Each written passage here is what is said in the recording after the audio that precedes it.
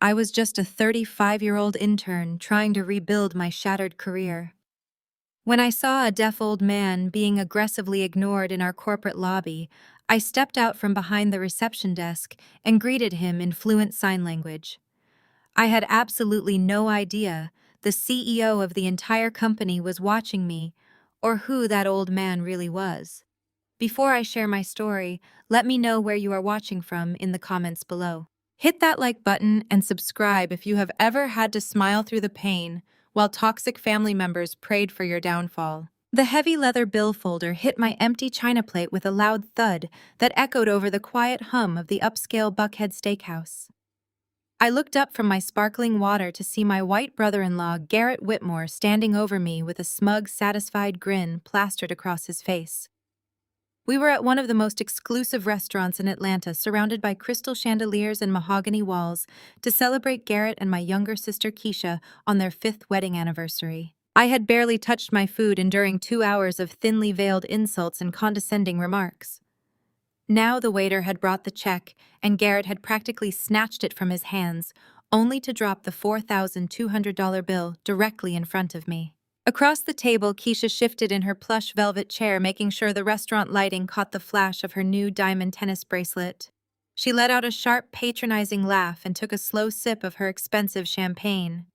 "Since you are finally learning the value of hard work," Keisha announced, her voice carrying loudly enough for the neighboring tables to hear, "paying for our anniversary dinner will be a great lesson in corporate humility. After all, you are just a 35-year-old intern trying to rebuild a pathetic life.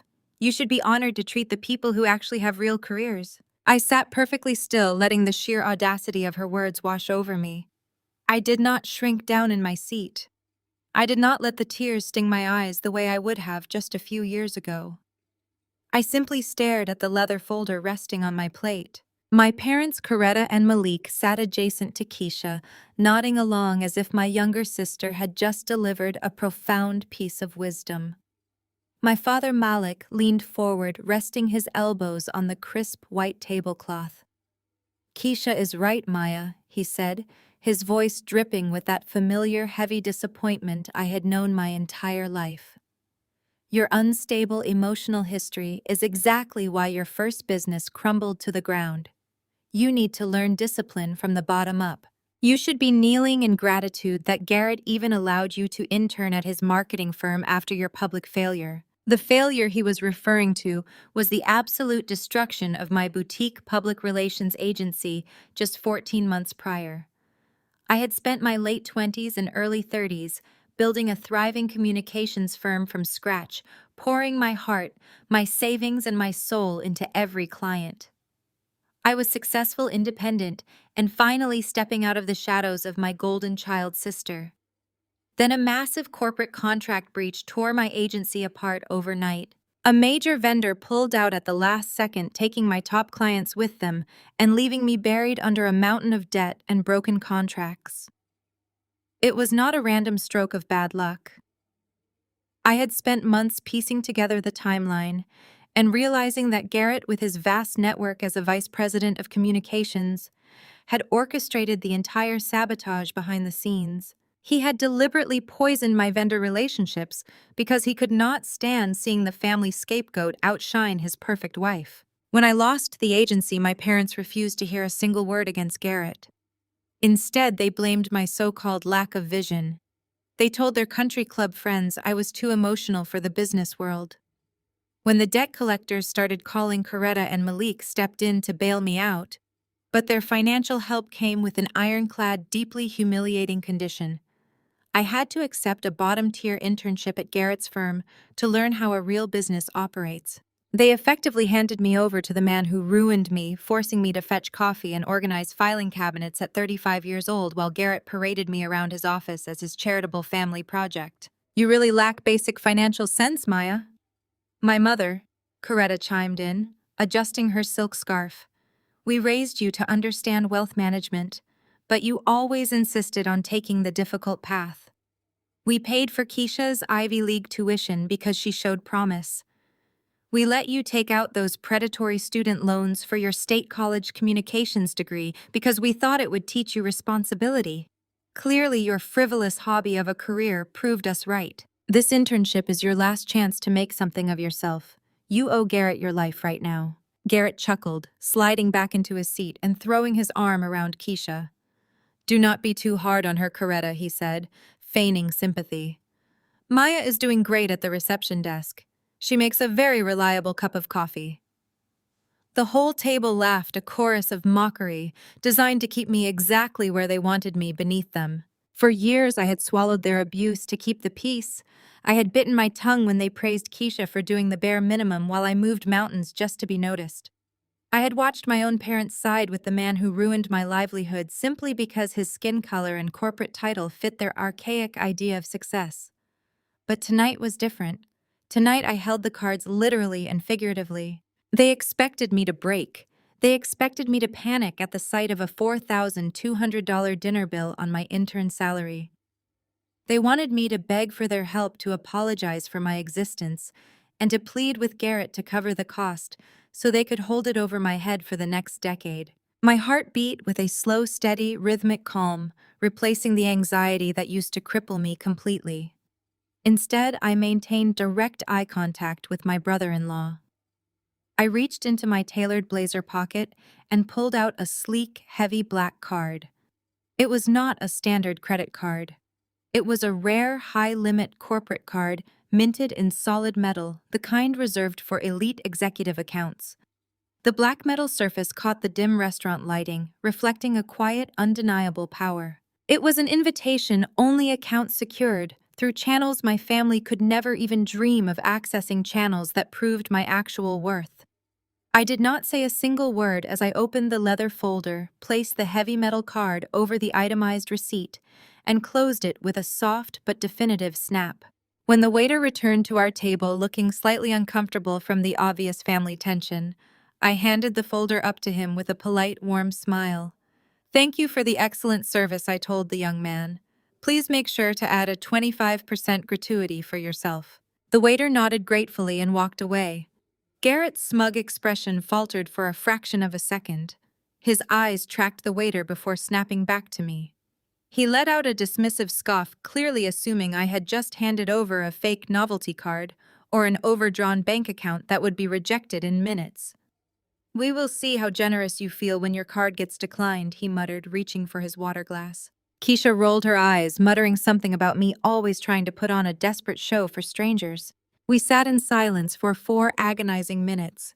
The air grew thick with my parents' anticipation of my impending humiliation. But the waiter did not return with a declined receipt. He returned with a silver tray, a printed merchant copy, and a black pen. He set it gently in front of me. Approved without a single issue. I picked up the pen, signed my name with a smooth, elegant flourish, and tucked my black card back into my blazer pocket. The silence at the table was absolute. Garrett stared at the signed receipt, his jaw tight, his mind unable to process how a front desk intern could seamlessly cover a $4,000 charge. Keisha's diamond bracelet suddenly looked very heavy on her wrist as she stared at me in pure shock. I stood up from the table, smoothing the lines of my slacks. I looked down at my brother-in-law and offered him a chillingly calm smile. Enjoy the steak, Garrett, I said, my voice perfectly steady. It is the absolute last thing you will ever take from me. I turned on my heel and walked out of the dining room, the sound of my heels clicking against the polished hardwood floor. I could hear the immediate frantic whispering erupting from their table the moment my back was turned. I did not rush. I walked with the posture of a woman who knew exactly what she was worth and exactly what was coming. As I stepped out of the restaurant and into the warm Atlanta night air, waiting for the valet to bring my car, I heard hurried footsteps behind me. My mother, Coretta, marched out the heavy glass doors, her face twisted in a mixture of anger and panic. She grabbed my arm, her manicured fingernails digging into my sleeve. Maya, she hissed, glancing around to make sure none of her socialite acquaintances were watching. What kind of stunt was that? Whose money are you stealing to look rich? You are an intern on a minimum wage stipend. If you are doing something illegal and dragging Garrett's firm into it, I swear to God I will cut you off forever. I looked down at her hand resting on my arm until she felt the coldness in my gaze and slowly let go. I adjusted my sleeve and looked at my mother with a level of peace I had never felt before in my entire life. "I am not stealing anything, Mom," I said softly. "Consider that dinner in advance on my new promotion." Garrett had walked out just in time to hear my response. He let out a loud, mocking laugh that echoed into the valet driveway. "A promotion," he sneered, shaking his head. "You really are delusional, Maya. Interns do not get promoted. You answer phones and sort mail. You will be lucky if I do not fire you on Monday morning for insubordination." I looked at Garrett, taking in his expensive suit, his arrogant posture, and his complete blindness to the reality shifting beneath his feet. I simply smiled at him. He was so confident in his power, so certain that he controlled my entire professional existence. But Garrett had absolutely no idea what had happened in his own corporate lobby 3 weeks ago. He had no idea who I had met or the silent corporate war that had already begun. I turned toward the valet, handing him my ticket as the city lights blurred into focus. The heavy mahogany doors of the private dining room seemed to trap the tense silence inside with us. The warm, ambient lighting of the upscale Buckhead Steakhouse did nothing to thaw the freezing atmosphere at our table. The moment the waiter disappeared around the corner with my black card, the spell broke. A sharp, distinct click echoed across the table. My mother, Coretta, had snapped her vintage leather clutch shut with a force that made her water glass tremble. She leaned across the table, her perfectly sculpted face contorted into a mask of pure indignation. Her expensive perfume hung heavily in the air, clashing with the savory scent of roasted garlic and seared ribeye. She did not ask how I was doing. She did not ask if I had found a new source of income.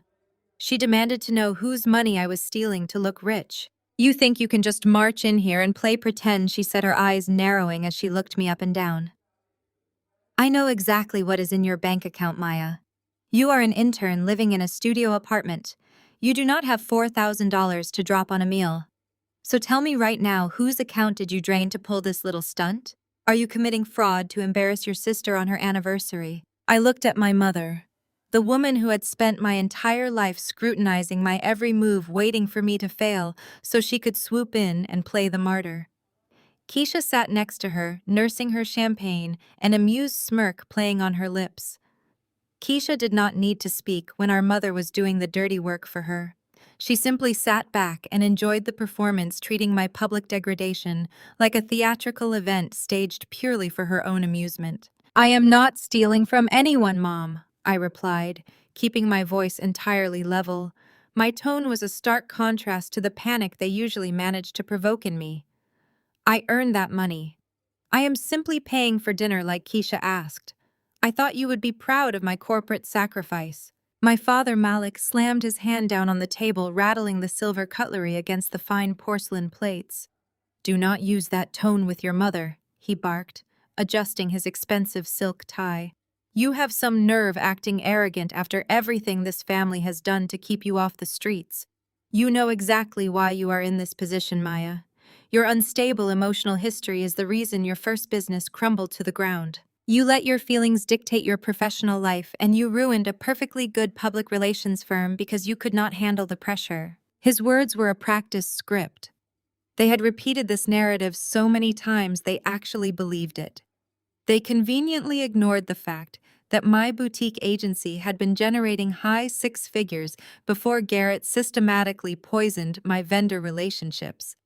They ignored the sudden, inexplicable breach of contracts from clients who had been fiercely loyal to me until Garrett invited them to play golf at his exclusive country club. To my parents, Garrett was the savior, the wealthy executive who married their favorite daughter. I was just the emotional liability who could not keep her business afloat. "You should be on your knees thanking," Garrett Malik continued, pointing a stern finger at me. "After your public failure, no reputable firm in Atlanta would even look at your resume. Garrett stuck his neck out for you. He convinced his board to give you an internship at 35 years old. He gave you a desk and a chance to learn how a real business operates. And instead of showing gratitude, you come here and throw stolen money in his face to ruin your sister's special night. You are ungrateful, Maya. You have always been ungrateful. I looked from my father to Garrett. Garrett sat back in his chair, swirling his bourbon, soaking in the praise. He looked like a king observing his loyal subjects defend his honor. He had positioned himself as my benevolent rescuer, all while forcing me to fetch his coffee and organize his filing cabinets. He had stripped me of my dignity and convinced my own parents to applaud him for it.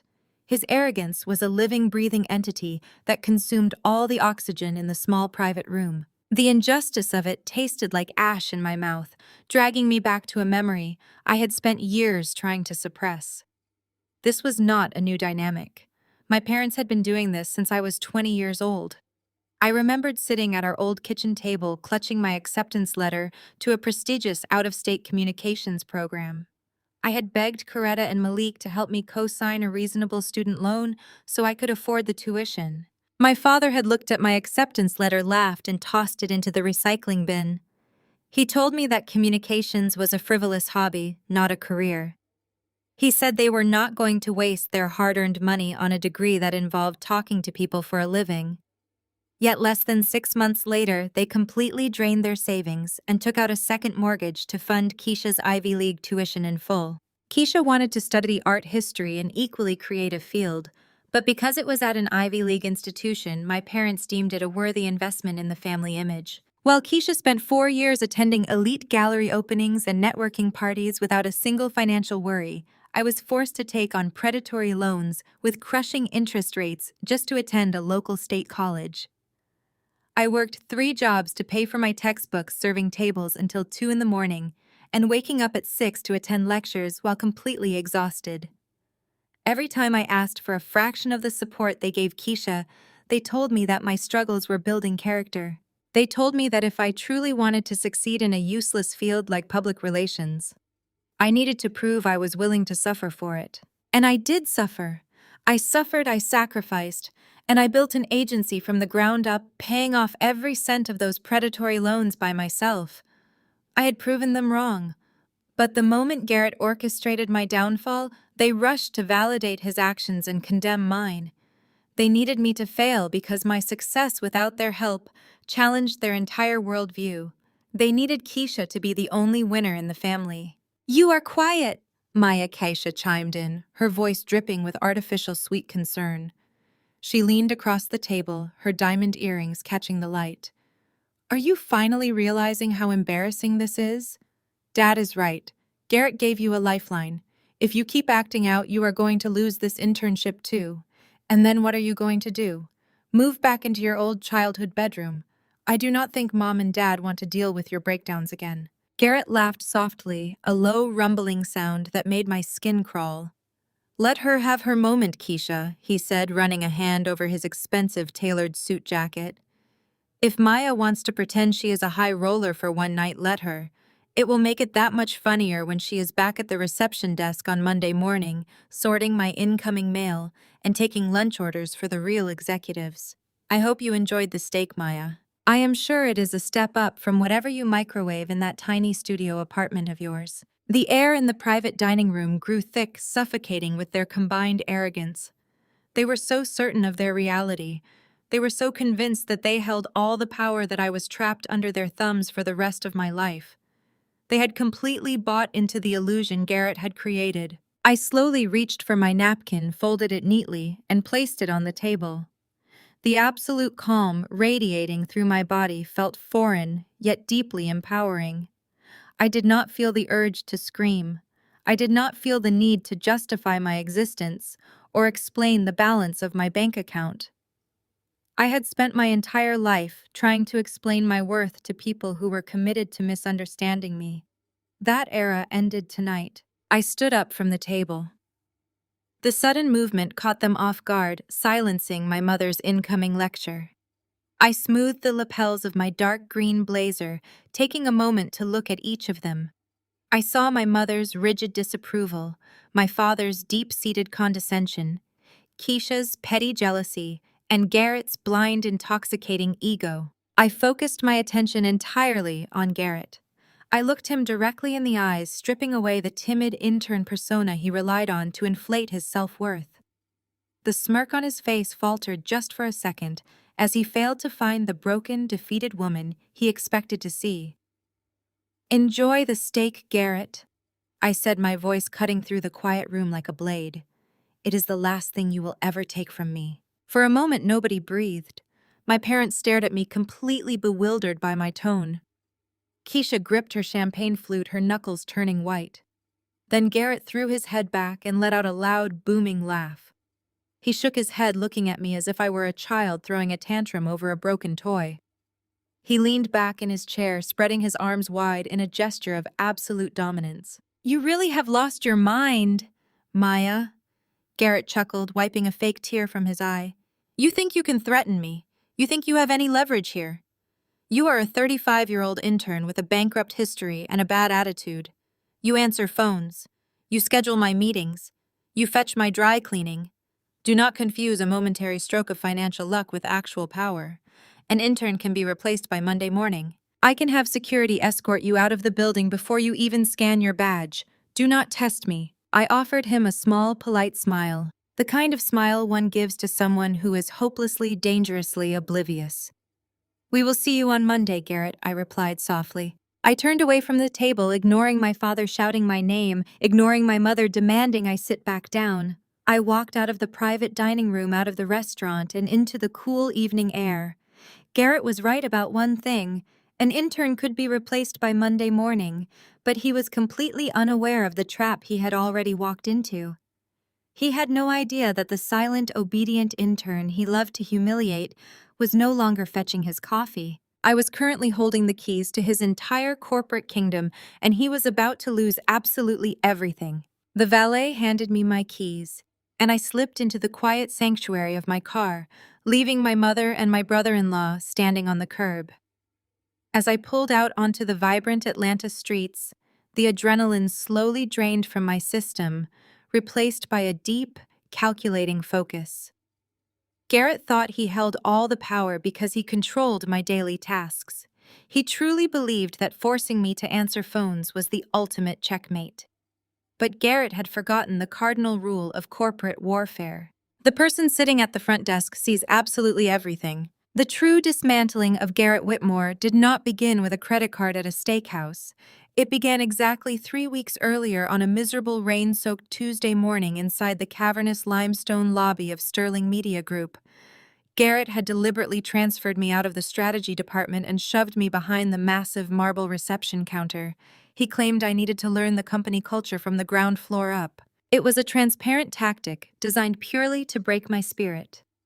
Every single morning, I was forced to smile, hand out visitor badges, and fetch coffee for the very executives who had watched my own public relations firm collapse. The rain was coming down in relentless gray sheets that morning, battering the floor-to-ceiling glass windows that separated the sterile corporate lobby from the bustling city street.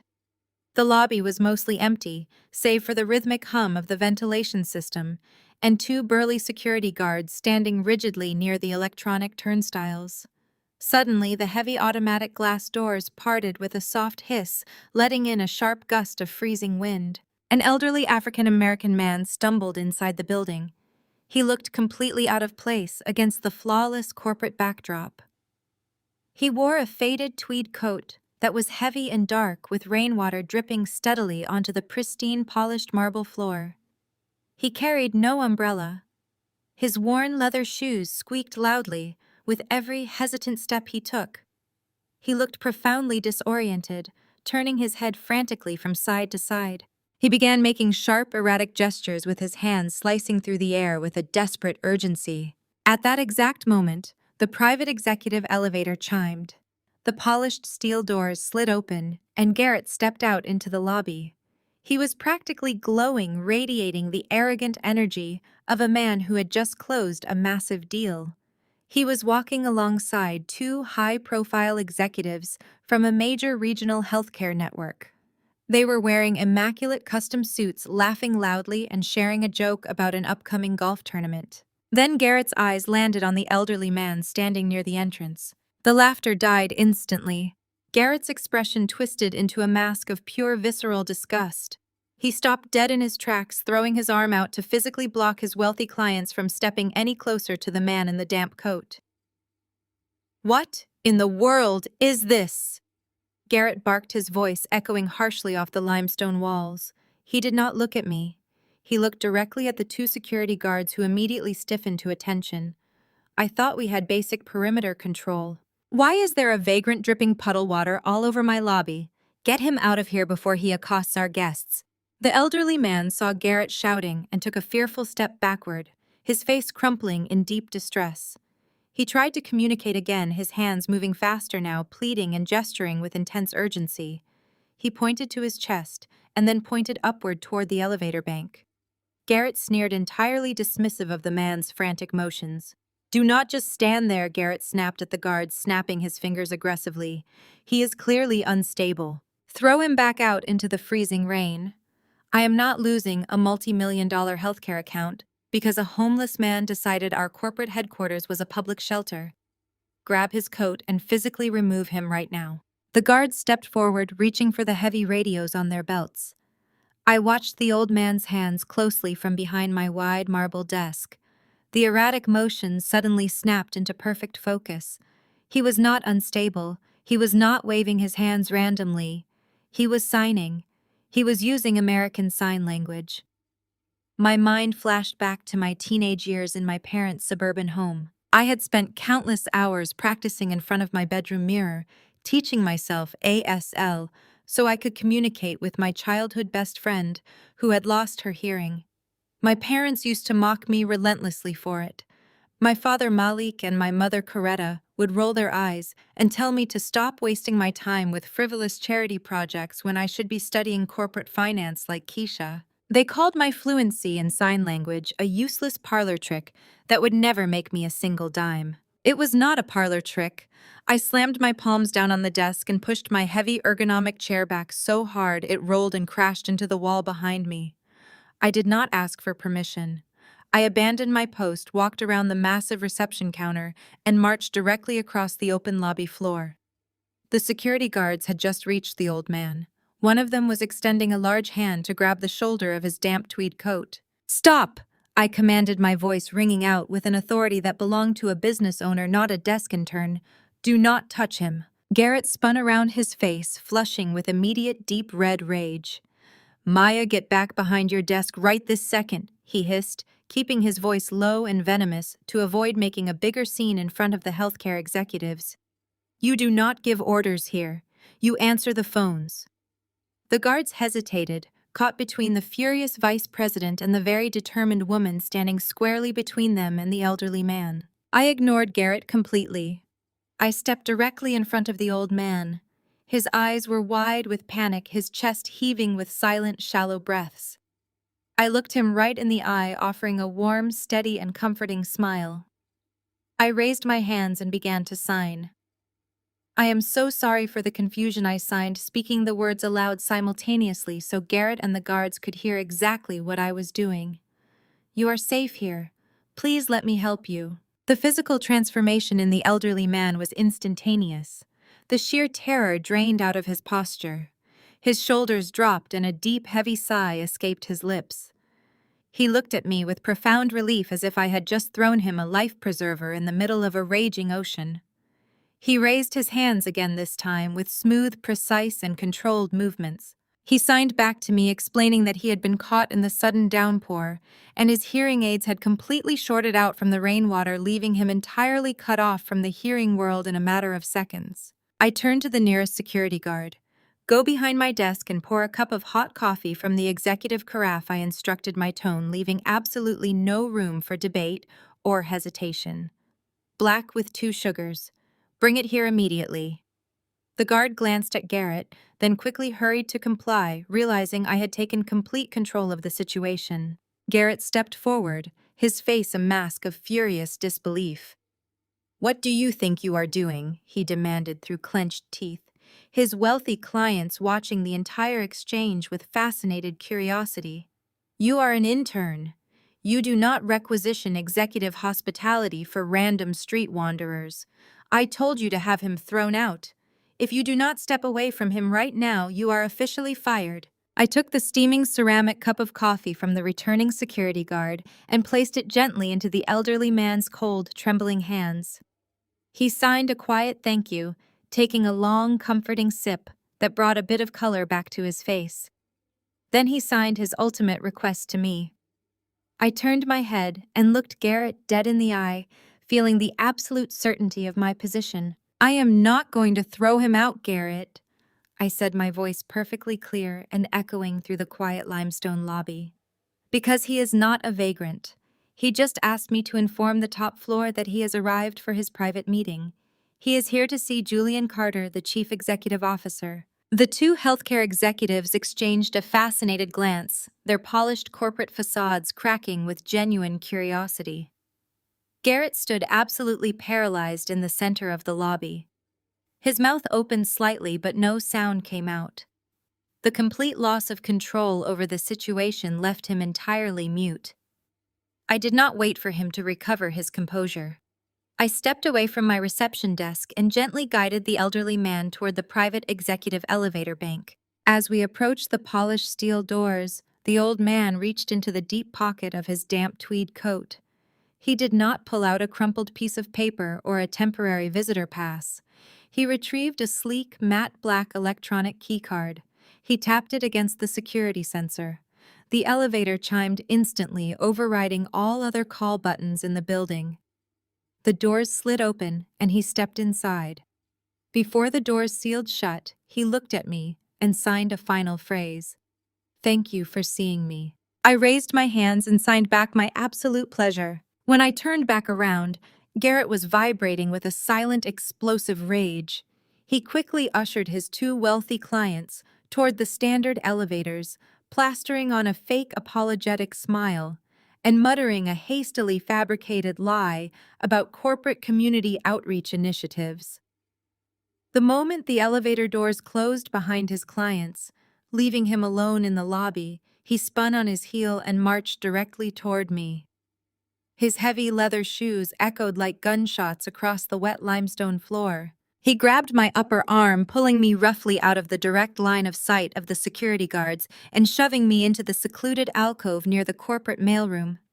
He backed me up until my shoulders hit the cold plaster wall. His face was inches from mine, his jaw clenched so tightly a muscle twitched violently in his cheek. "Who exactly do you think you are?" he hissed, his voice dropping to a venomous whisper. "You do not ever undermine me in front of my clients. You do not leave your desk. You do not interact with the guests. You are a failed publicist playing receptionist because my wife felt sorry for your pathetic existence." I looked calmly at his hand gripping my arm, and then looked back up into his furious eyes. "I told you, Garrett, he was here for a meeting," I said, keeping my voice entirely devoid of emotion. Garrett released my arm as if I had burned him, stepping back and pointing a shaking finger in my face. "You are on thin ice, Maya. You waste one more minute of my billable hours playing social worker for charity cases, and I will terminate this internship today. I will call your parents and tell them you were insubordinate. I will make sure everyone in Atlanta knows you are entirely unemployable. Do your job or get out of my building." He stormed off toward the stairs, leaving me alone in the alcove. I simply smoothed the fabric of my sleeve, took a deep breath, and walked back to my reception desk. I had survived much worse than a temper tantrum from a mediocre middle manager. I sat down into my ergonomic chair and turned my attention back to the dual monitors on my desk. I had work to do, real work. For the past 3 weeks, I had been doing far more than answering the main switchboard and organizing Garrett's calendar. I had recognized an enormous glaring hole in the firm's upcoming fourth-quarter strategy for their largest healthcare client, Horizon Medical. Horizon was the very client Garrett had been desperately trying to impress in the lobby. I had spent my late 20s building successful communications campaigns for medical networks. I knew the industry inside and out.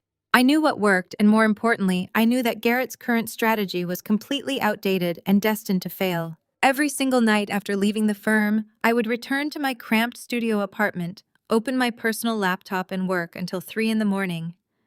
I poured all my expertise, all my remaining industry contacts, and all my strategic brilliance into a comprehensive 70-page data-driven rebranding blueprint.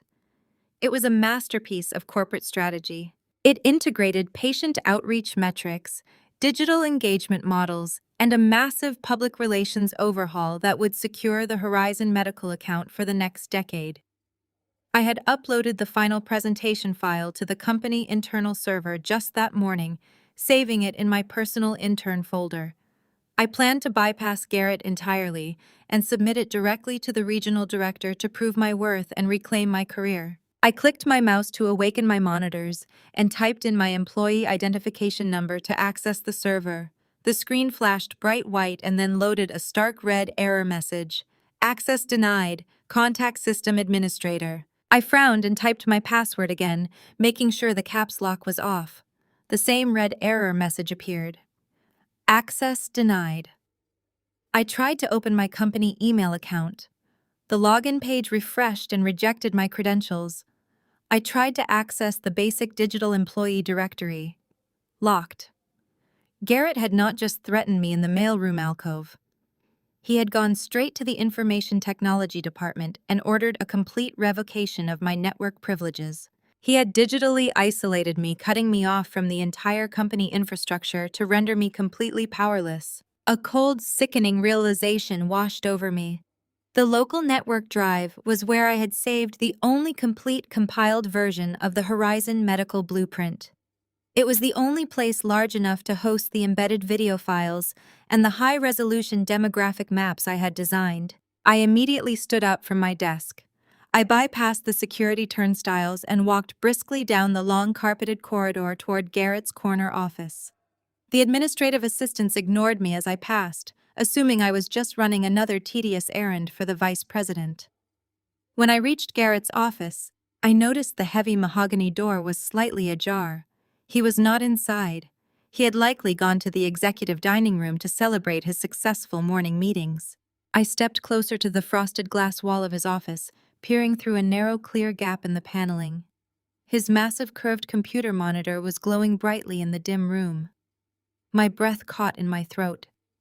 Displayed in high definition across his screen was my presentation.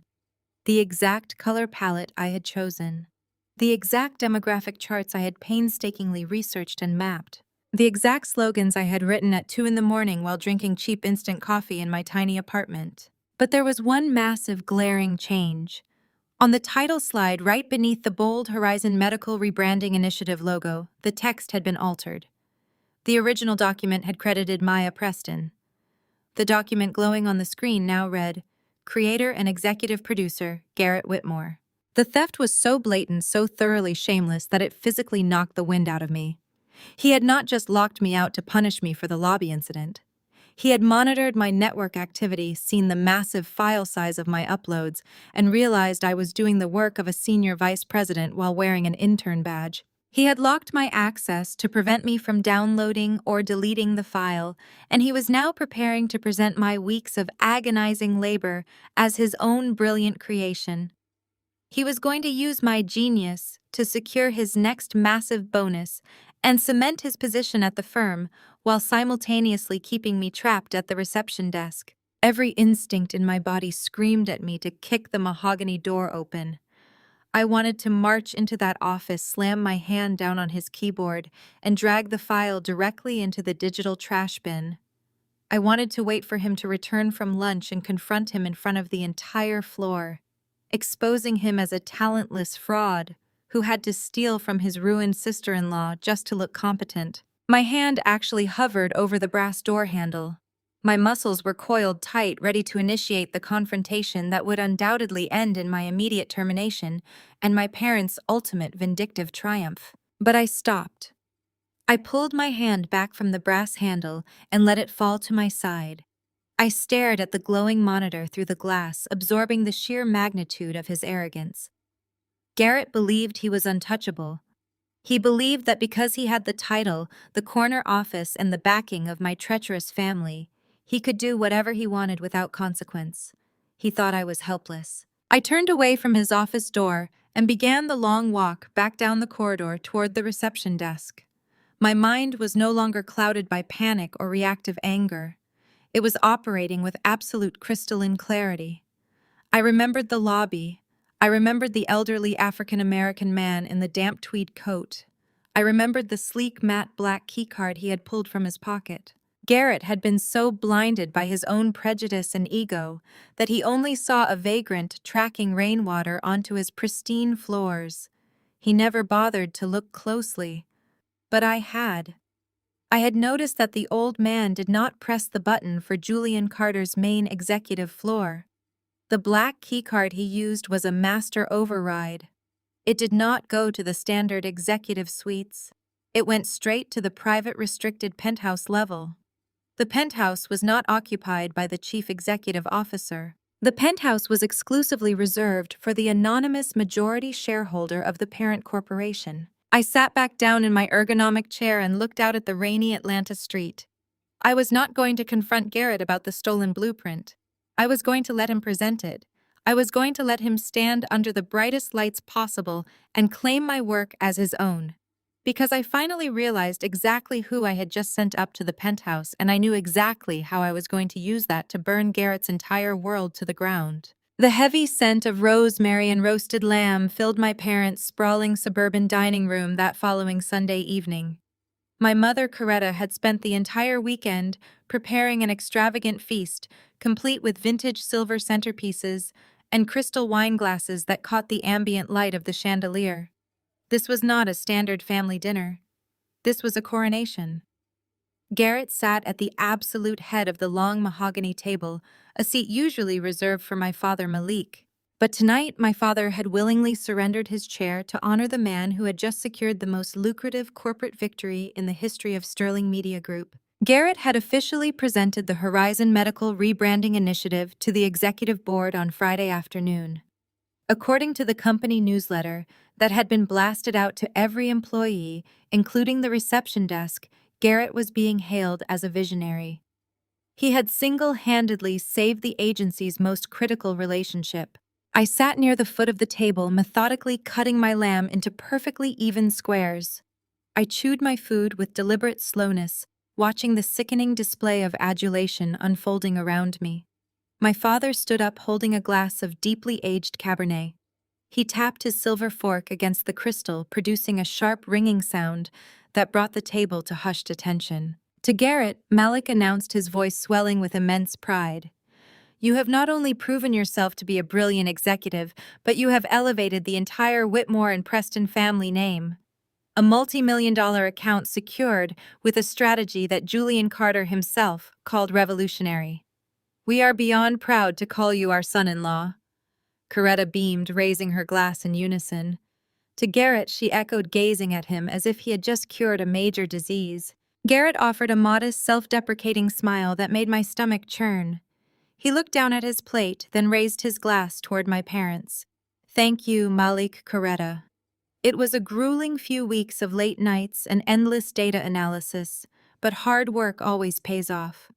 Horizon Medical needed a completely fresh perspective, and I was happy to provide it. The executive board is already talking about putting me in charge of the entire regional division. Keisha practically vibrated with excitement in the chair next to him. She slammed her hand down on the table, unable to contain her glee. "Tell them about the bonus, Garrett," she demanded, her voice shrill and echoing off the vaulted ceilings. "Tell them what the firm is giving you." Garrett let out a soft chuckle, taking a slow sip of his wine. "Well, the standard performance bonus for securing a Tier 1 account is generous, but Julian Carter authorized a discretionary override. They are handing me a high six-figure bonus check on Friday." My mother gasped, clapping her hands over her mouth in sheer delight. My father let out a booming laugh of approval. Keisha turned her gaze directly down the table, locking her eyes onto mine. Her smile was sharp, predatory, and laced with pure venom. "Can you even imagine that kind of money, Maya?" she asked, her voice dripping with artificial innocence. "Garrett is bringing home more in a single afternoon than you will make in a decade answering phones. We are already looking at lake houses in upstate South Carolina. Meanwhile, you are still renting that depressing little studio apartment next to the highway. You know, if you save your intern stipend for the next 40 years, you might be able to afford the property taxes on our new boat dock." The table erupted into light laughter. Garrett smirked, swirling the dark red wine in his glass, while my parents looked at me with a mixture of pity and exhaustion. They were waiting for me to react. They were waiting for my face to crumble, for my eyes to fill with tears, for the emotional instability they so deeply believed I possessed to finally show itself. Instead, I set my knife and fork down on my porcelain plate, placing them perfectly parallel to one another.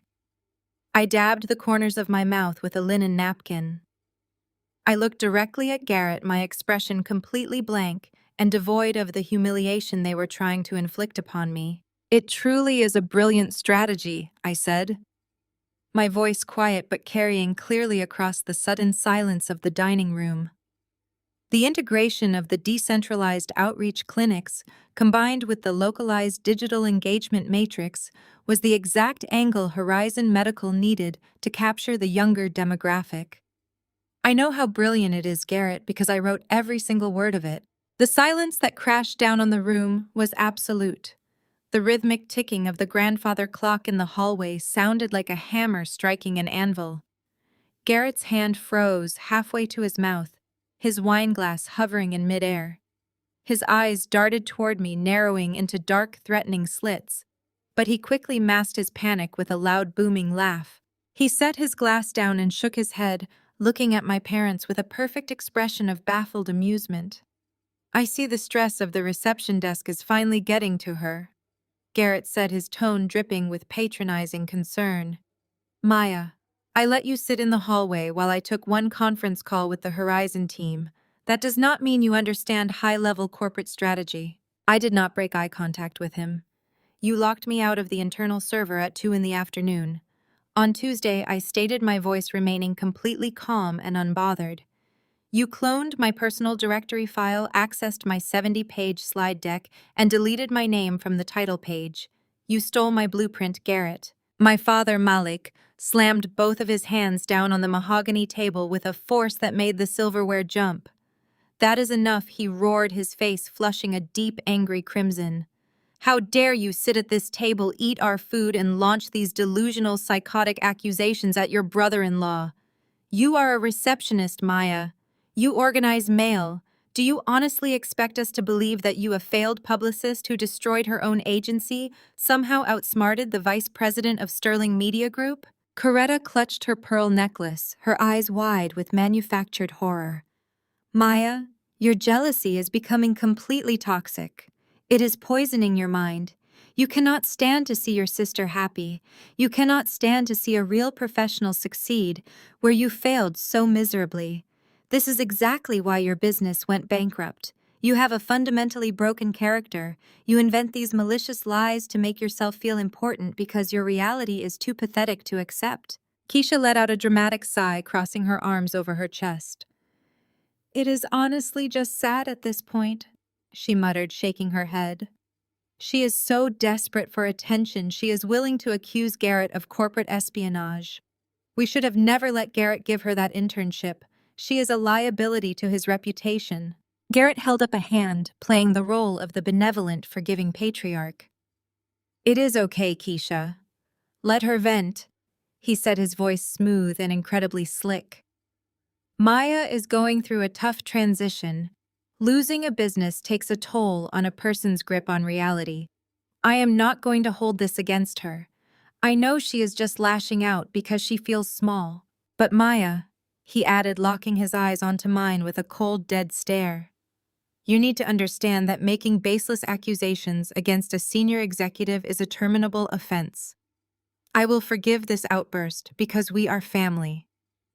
But if you ever repeat this delusion inside the walls of my company, I will have you removed by security, and I will personally see to it that you face legal action for defamation." My family looked at Garrett as if he were a saint.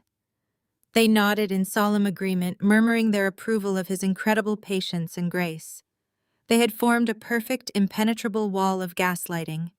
In their minds, I was the broken, jealous spinster sister, and Garrett was the undisputed hero. Nothing I said mattered. An intern's word against a vice president's word was worth less than the dirt on their shoes. I looked at my mother, who was glaring at me with deep, utter disappointment. I looked at my father, whose face was still tight with anger. I looked at my sister, who was practically glowing with the thrill of my public execution. They had traded their own flesh and blood for the illusion of corporate prestige. They had sold me out for a seat at Garrett's table. I did not raise my voice. I did not defend myself. I did not try to convince them of the truth because I knew the truth no longer mattered in this house. I slowly reached for my glass of water, taking a calm, measured sip. Right on cue, a sharp, distinct buzz vibrated against my thigh. The sound was muffled, but it cut through the heavy, lingering tension in the dining room. I reached into the pocket of my blazer and pulled out my mobile phone. The screen illuminated, casting a pale blue glow over my fingers. I looked down at the notification banner resting on the lock screen.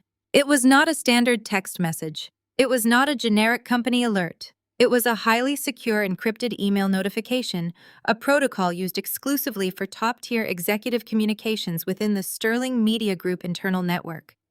The sender name was displayed in bold white letters: Julian Carter. My eyes scanned the preview text of the encrypted message sent directly from the strictly guarded office of the Chief Executive Officer. The words were brief, sharp, and completely devoid of corporate fluff. Ms. Preston, security footage confirmed. Server metadata retrieved and audited. The old man says hello. Be in my private boardroom at 7 sharp tomorrow morning. Come alone. I locked the screen of my phone and slid it smoothly back into my blazer pocket. I looked up and saw Garrett staring at me, a faint trace of irritation crossing his smug features because I was completely ignoring his grand, magnanimous pardon. I offered my brother-in-law a slow, genuine smile, a smile that had absolutely nothing to do with forgiveness and everything to do with absolute destruction. "You are right, Garrett," I said softly, picking up my fork and returning my attention to the roasted lamb. "We should definitely leave corporate business at the office. I am looking forward to seeing you at work tomorrow. It is going to be a very productive Monday."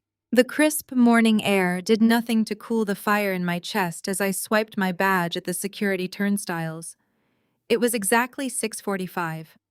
The limestone lobby was empty save for the night guards. I bypassed the standard elevators that would take me to where Garrett expected me to sort his mail. Instead, I walked deliberately toward the private elevator in the far corner. Its brushed steel doors required a specialized biometric scan. I lacked biometric clearance, but Julian Carter's encrypted email contained a temporary override code. I typed the numeric sequence into the glowing keypad. The panel flashed green. The heavy doors slid open. I stepped inside the mirrored cabin and pressed the solitary button labeled 40. The ascent was incredibly fast and entirely silent. When the doors parted, the atmosphere shifted instantly.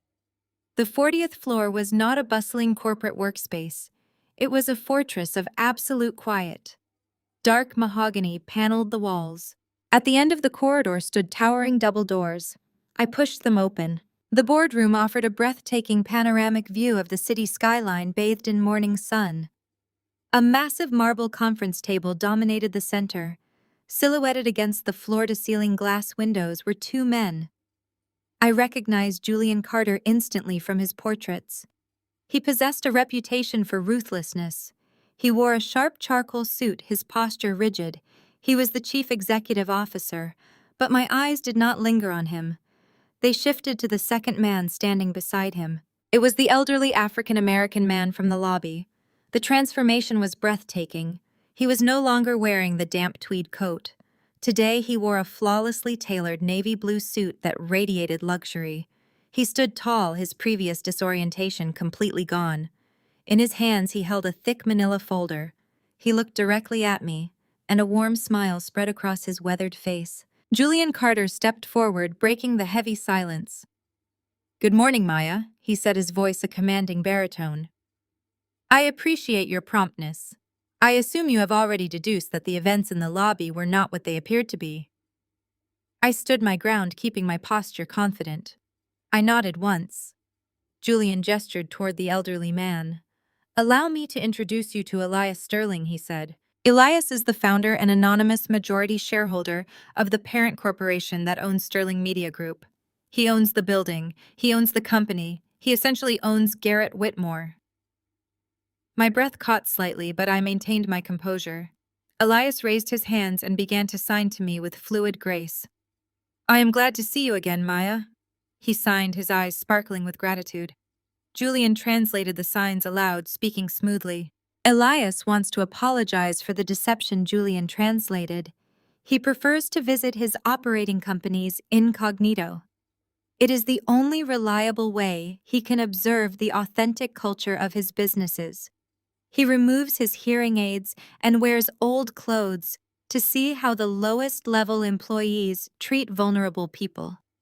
It is an extreme stress test for corporate integrity. Elias signed again, his expression turning deeply serious. Julian continued translating without missing a beat. He says that in 10 years of conducting these silent evaluations, he has never encountered an executive as repulsive as Garrett Whitmore. He has also never encountered an employee as courageous as you. You risked your job to protect a stranger. That tells him everything he needs to know about your character. I felt a profound swell of vindication.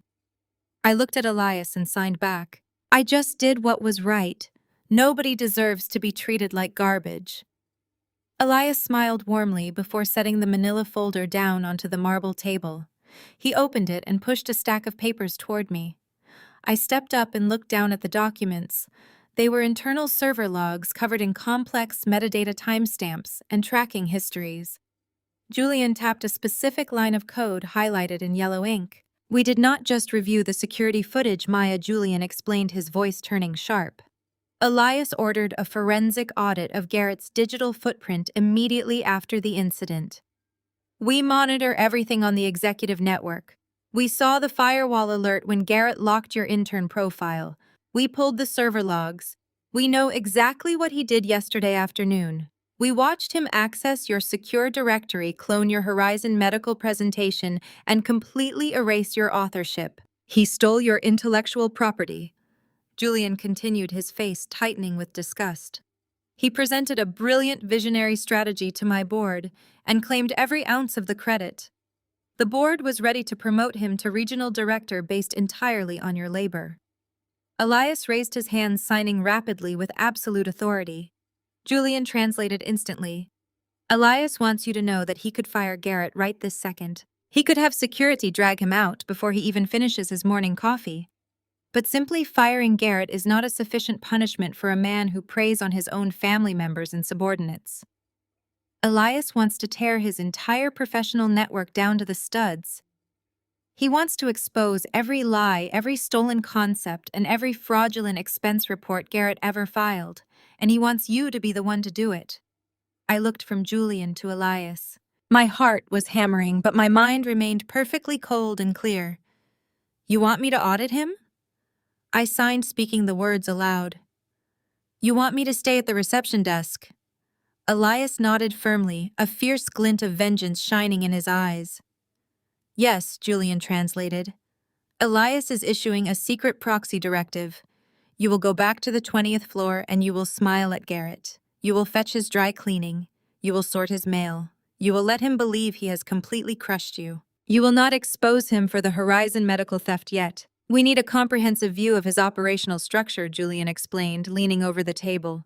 If he is brazen enough to steal a fourth-quarter campaign from his sister-in-law, there is no telling what else he is hiding in his budgets. We suspect he has been misusing corporate funds, redirecting vendor contracts to his associates, and falsifying client metrics for years. But we need irrefutable proof from inside his own department. We need someone who can move through his orbit completely undetected. We need a ghost. I looked down at the server logs, then back up at the two most powerful men in the corporation. Garrett spent years convincing my parents that I am an emotional liability. I said, my voice steady. He built a narrative portraying me as unstable so he could look like the family savior. He thinks I am broken. He thinks I am entirely defeated. Julian smiled, a cold, predatory smile that matched the morning sun reflecting off the glass walls. That is exactly what makes you the perfect weapon, Julian said. People like Garrett never bother to look down. They never pay attention to the people they consider beneath them. He will leave his computer unlocked. He will leave confidential files sitting on his desk. He will make careless mistakes in front of you because he believes you are too insignificant to understand what you are seeing. Elias reached into his suit jacket and pulled out a small black electronic device. It was not a standard keycard. It was a heavy, encrypted biometric flash drive. He held it out to me, placing it onto the marble surface. Julian stepped back, crossing his arms. That drive contains a shadow operating system, Julian explained. When you plug that into your reception computer, it will bypass the employee network entirely. You will not be locked out of anything ever again. Elias has granted you Level 1 administrative clearance. You will have full access to Garrett's emails, his financial portfolios, his client communications, and his secure encrypted server folders.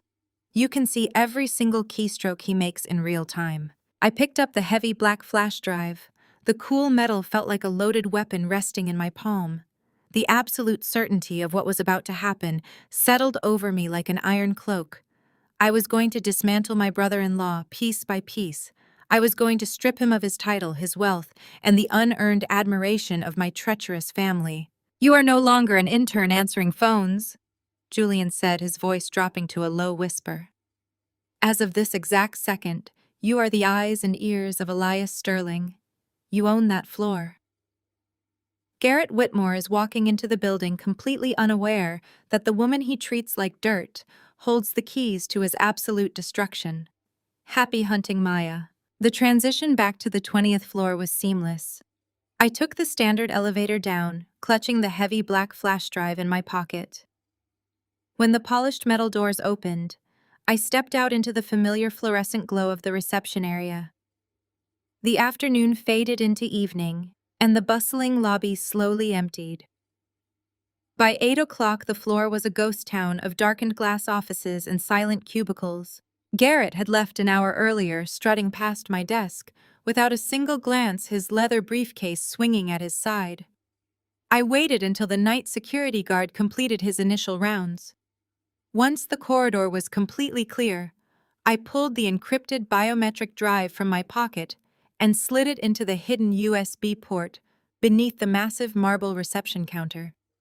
The screen of my standard-issue intern workstation flickered black for a fraction of a second. Then the shadow operating system booted up. It did not look like the standard Sterling Media interface. It was a sleek, dark dashboard pulsing with raw, unfiltered data. I bypassed the employee network entirely, stepping right over the digital tripwires Garrett had set up to keep me locked out. I was firmly inside. I opened Garrett's administrative profile. Julian Carter had been absolutely right. Garrett was incredibly careless. He never bothered to set up two-factor authentication on his internal drives because he falsely believed his vice president title made him immune to internal audits. I bypassed his initial password prompt with a single keystroke and dove straight into his financial portfolios.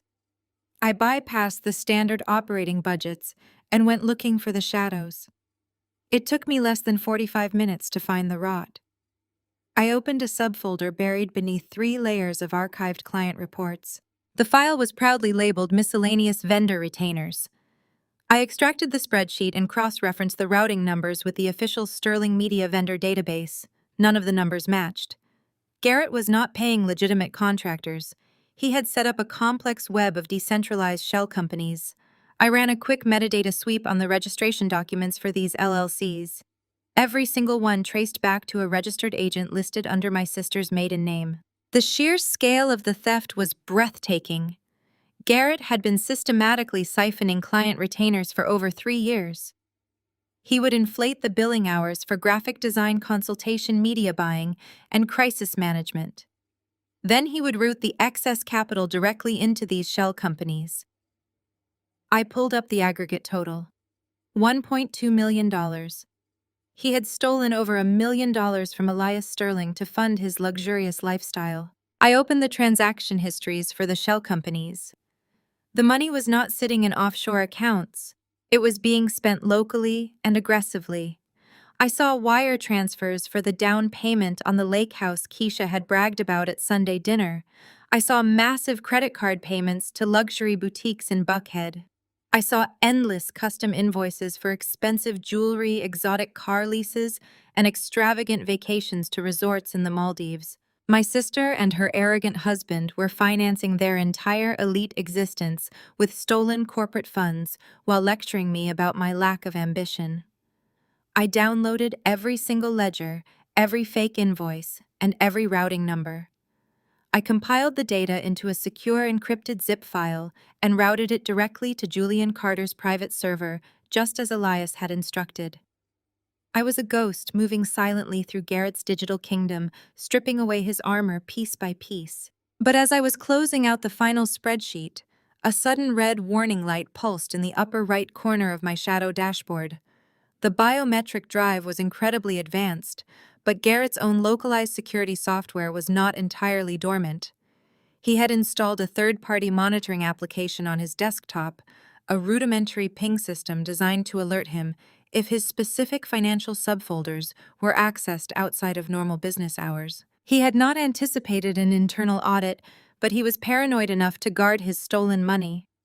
I watched the alert log propagate on my screen. Garrett had just received a notification on his mobile device.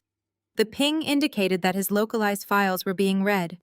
He did not know who was reading them because the Shadow OS masked my identity, showing the access as a system anomaly. But Garrett did not need to know exactly who was looking. He only needed to know that the door to his vault had been rattled. I kept the Shadow OS active, tapping into the network mirror that allowed me to view the live feed of his computer terminal. 5 minutes later, his terminal lit up. He was logging in remotely from his home network. I could practically feel the panic radiating through the digital connection. He was scrambling. The annual shareholder gala was scheduled for Friday night. It was the most important event of the corporate calendar where Julian Carter and the executive board would formally announce Garrett's promotion to regional director. If an auditor or a compliance officer found those shell companies before the gala, his career would end in federal prison. I sat back in my ergonomic chair, my hands resting lightly on the desk, watching the cursor move frantically across his mirrored screen. He was running a hasty diagnostic check, trying to isolate the original source of the anomaly. The Shadow OS held firm, rendering my connection completely invisible. Garrett could not see me, but his actions betrayed his absolute desperation. He needed a distraction. He needed a massive, catastrophic diversion to draw the executive board's attention away from his financial files. He needed a scapegoat. I watched his cursor hover over the active employee directory. He scrolled past the senior managers, past the associate directors, and landed squarely on my name. Maya Preston. Desk intern. A dark, cruel realization settled over me. He was going to frame me. He was going to successfully construct a narrative so damaging that the company would immediately terminate me and initiate a legal investigation, effectively tying up the IT department and burying his own financial crimes under the chaos. I leaned forward, my eyes glued to the monitor. Garrett opened his administrative console and activated a privileged protocol that allowed him to clone employee network credentials. It was a gross violation of corporate policy, but he was fighting for his survival.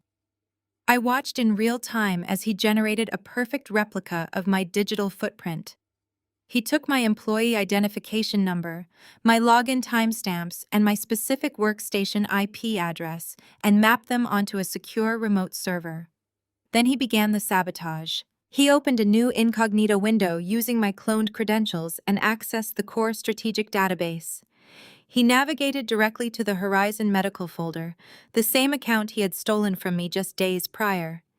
He began extracting highly sensitive proprietary data, client-patient outreach demographics, internal budget allocations, negotiated ad spend rates, and confidential legal compliance strategies. He was downloading the absolute lifeblood of the Horizon Medical account. Once he had the data compiled, he opened a new email client. He drafted a deceptive message using my cloned signature block. He addressed the email to the lead strategic director at Vanguard Communications, Sterling Media's most aggressive and cutthroat corporate rival. The email was a masterpiece of forged treason. It offered to sell the entire Horizon Medical Q4 strategic blueprint, along with a full roster of confidential client metrics for a direct wire transfer of $50,000. He included my personal bank routing number, the same number I had provided to Human Resources for my intern's stipend direct deposit. Garrett was planting the evidence with meticulous precision. He attached the proprietary data files perfectly to the email and scheduled it to send at 2 a.m, making it appear as though I was conducting corporate espionage in the dead of night. Then he took the most damning step of all. He initiated a direct file transfer protocol, moving the forged email logs, the downloaded confidential files, and the fake communication history directly onto the hard drive of my reception desk workstation. I sat perfectly still, bathed in the blue light of my monitors, watching the progress bar on the file transfer slowly fill. He was dropping the corrupted files straight into my personal user directory. When the IT department swept the network for security breaches tomorrow morning, they would find a massive trove of stolen trade secrets sitting right on my hard drive. Garrett had weaponized his power to construct a false narrative where the bitter failed publicist was trying to ruin the firm that took pity on her. I watched the progress bar reach full completion. The transfer was complete. Garrett quickly scrubbed his remote access logs, logged out, and severed the connection. I smiled and locked the corrupted files securely into place, letting him think his trap closed perfectly around me. The following afternoon brought a suffocating tension to the 20th floor. I sat at the reception desk, maintaining a mask of perfect compliance. My fingers tapped rhythmically against the polished marble surface. I watched the digital clock on my monitor tick forward. It was exactly 2:15. The afternoon slump had settled over the office. Interns shuffled past with coffee orders. Junior executives whispered in small clusters near the break room. I knew Garrett was coming. I had monitored his digital calendar through the shadow operating system. He had blocked out 20 minutes for a fabricated performance review. I saw him emerge from the executive corridor. He walked with an exaggerated swagger, his custom-tailored suit jacket catching the overhead fluorescent lights. He did not look like a man facing imminent ruin. He looked like a predator who had successfully cornered his prey. He stopped directly in front of my desk. "Maya," he said, his tone dripping with artificial concern. "We need to discuss your recent workflow. Please follow me to the central conference room." He did not wait for my response. He simply turned and expected me to obey. I stood up, smoothing the front of my skirt, and followed him. The central conference room was a marvel of modern corporate architecture. It sat in the absolute middle of the open-plan workspace. All four of its walls were constructed from seamless, tempered glass. It was designed to promote transparency and open communication. Anyone walking past could see everything happening inside. It was a fishbowl. Garrett chose this room deliberately. He wanted an audience. He wanted the entire staff to witness my humiliation without hearing the brutal specifics of his extortion. I walked very slowly through the heavy glass door and took a seat at the long white marble table. Garrett closed the door behind us, ensuring it latched. The ambient noise of the bustling office vanished instantly, replaced by a heavy pressurized silence. He did not sit down. Instead, he loomed over me, establishing physical dominance. He reached inside his leather briefcase and pulled out a thick red folder. He tossed it down onto the sleek glass table. It hit the surface with a definitive smack that echoed in the quiet room. "Go ahead, Maya," he commanded, a cruel smirk playing on his lips. "Open it.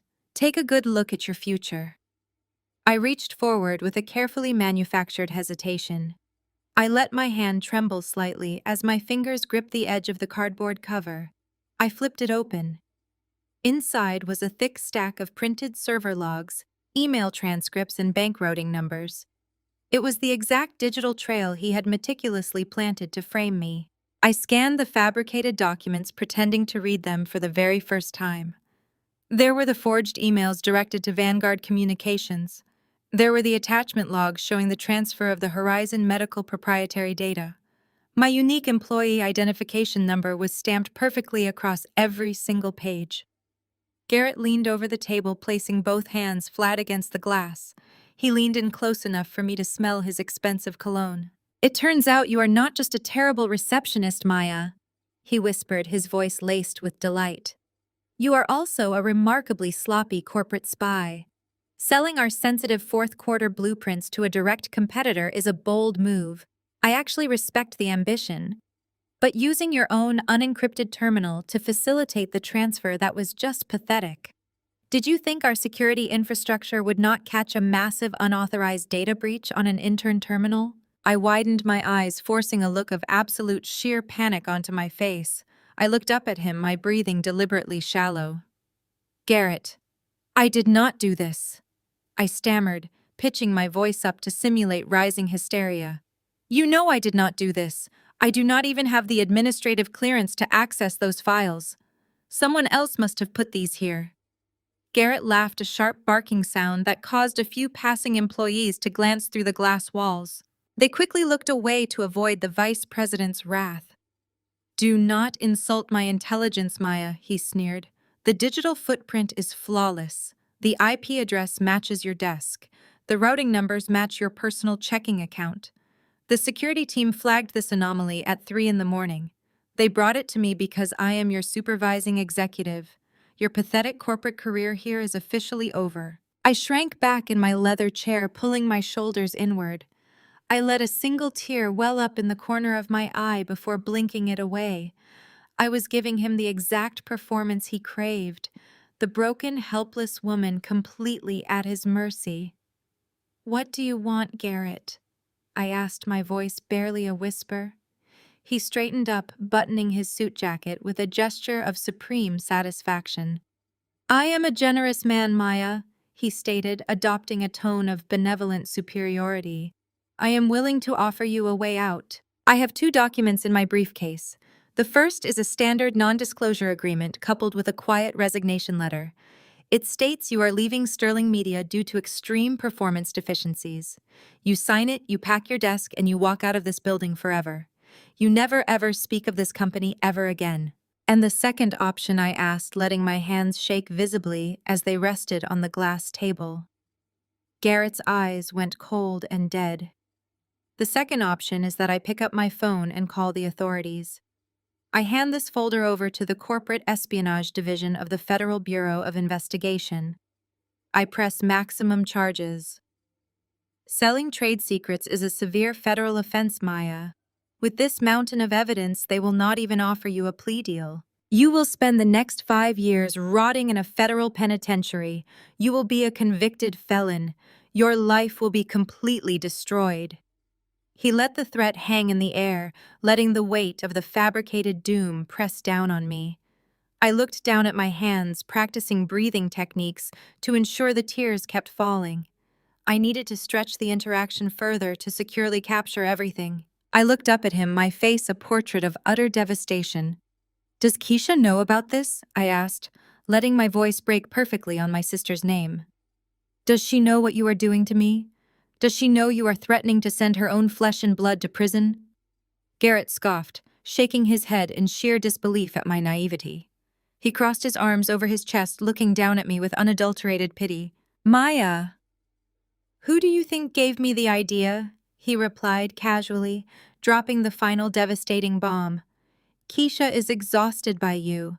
Your parents are exhausted by you. You are a constant dark cloud hanging over their perfect lives. When I told Keisha I needed a way to cleanly terminate you without causing a family scandal, she explicitly suggested we frame you for something undeniable. She desperately wanted to clean the family image. A quiet resignation was the only viable way to remove the stain of your failure from our reputation, Garrett concluded. She helped me pick the competitor to use for the fake emails. Your own sister truly wants you gone, Maya. She wants you entirely erased from our lives. I stared at him, letting the magnitude of that betrayal wash over my features. My sister, the woman I shared a childhood with, had conspired to orchestrate my destruction just to protect her social standing and her stolen wealth. It was a vile revelation, but it hardened the ice flowing through my veins. The performance was over. I stopped trembling. I sat up straight, pushing my shoulders back. I wiped the single tear from my cheek with a steady hand. My entire demeanor shifted from terrified prey to absolute predator.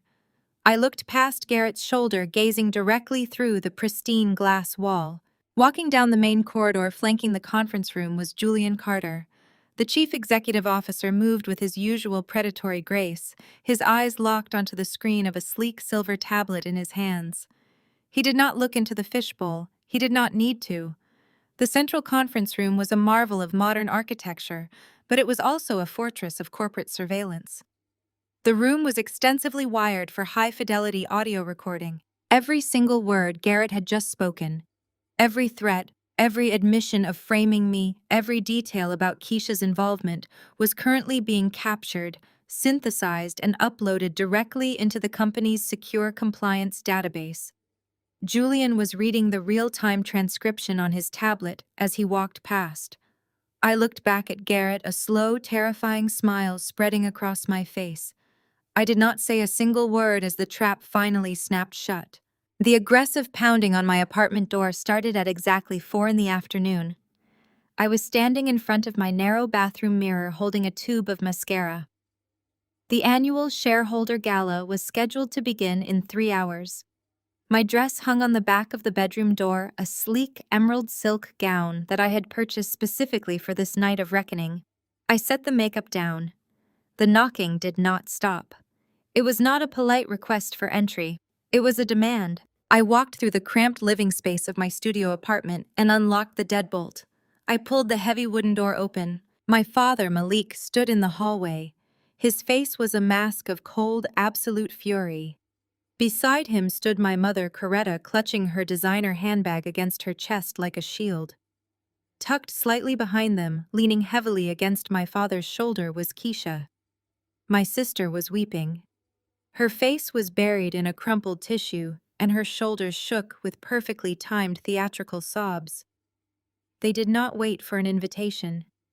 Malik pushed past me, forcing me to step backward into my own kitchen. Coretta guided the crying Keisha to my small dining chair. The sheer audacity of their intrusion into my private sanctuary sent a sharp spike of adrenaline through my veins, but I kept my face entirely blank. Malik reached inside his tailored suit jacket. He pulled out a thick legal document bound in a blue folder and slammed it down onto my cheap laminate kitchen counter. The sound echoed in the small room. "Sit down, Maya," my father ordered, his voice vibrating with barely contained rage. "We are ending this psychotic delusion right now." I did not sit down. I crossed my arms over my chest and looked at the blue folder. "What is this?" I asked, keeping my tone perfectly level. My mother let out a sharp, dramatic gasp. "How can you stand there and play innocent?" she hissed, her eyes flashing with a mixture of disgust and manufactured terror. "Garrett came to us 2 hours ago. He was completely devastated, Maya. He told us everything. He told us how you manipulated the company servers. He told us how you fabricated those horrific financial documents to make it look like he was stealing from the firm. He told us that you threatened to release those fake records to the board unless he handed over his regional director promotion to you." I stared at them, my mind processing the sheer magnitude of Garrett's desperation. He had realized the trap was closing. He knew I had access to his shell companies. So he had run directly to my parents, spinning a desperate, preemptive narrative to turn them into his human shields. He had convinced them that my audit was a blackmail scheme. "He is trying to protect you from federal prison." "Maya," my father said, his voice lowering into a patronizing growl. "Garrett intercepted your blackmail attempt. He intercepted the trade secrets you tried to sell to Vanguard Communications. He has all the proof. He could have called the police immediately, but he called us instead because he is a decent man trying to protect this family from your toxic instability. That document on the counter is a legal confession. It states that you suffered a mental breakdown, that you forged the financial records out of jealousy, and that you resigned from Sterling Media Group effective immediately. You will sign it right now." I looked at Keisha. She peeked out from behind her tissue, her eyes completely dry. She was watching me closely, waiting to see if her husband's preemptive strike had successfully broken my spirit. "You want me to sign a false confession to protect a man who stole from his own company?" I said, my voice quiet but carrying clearly across the room. Keisha let out a loud, wailing sob.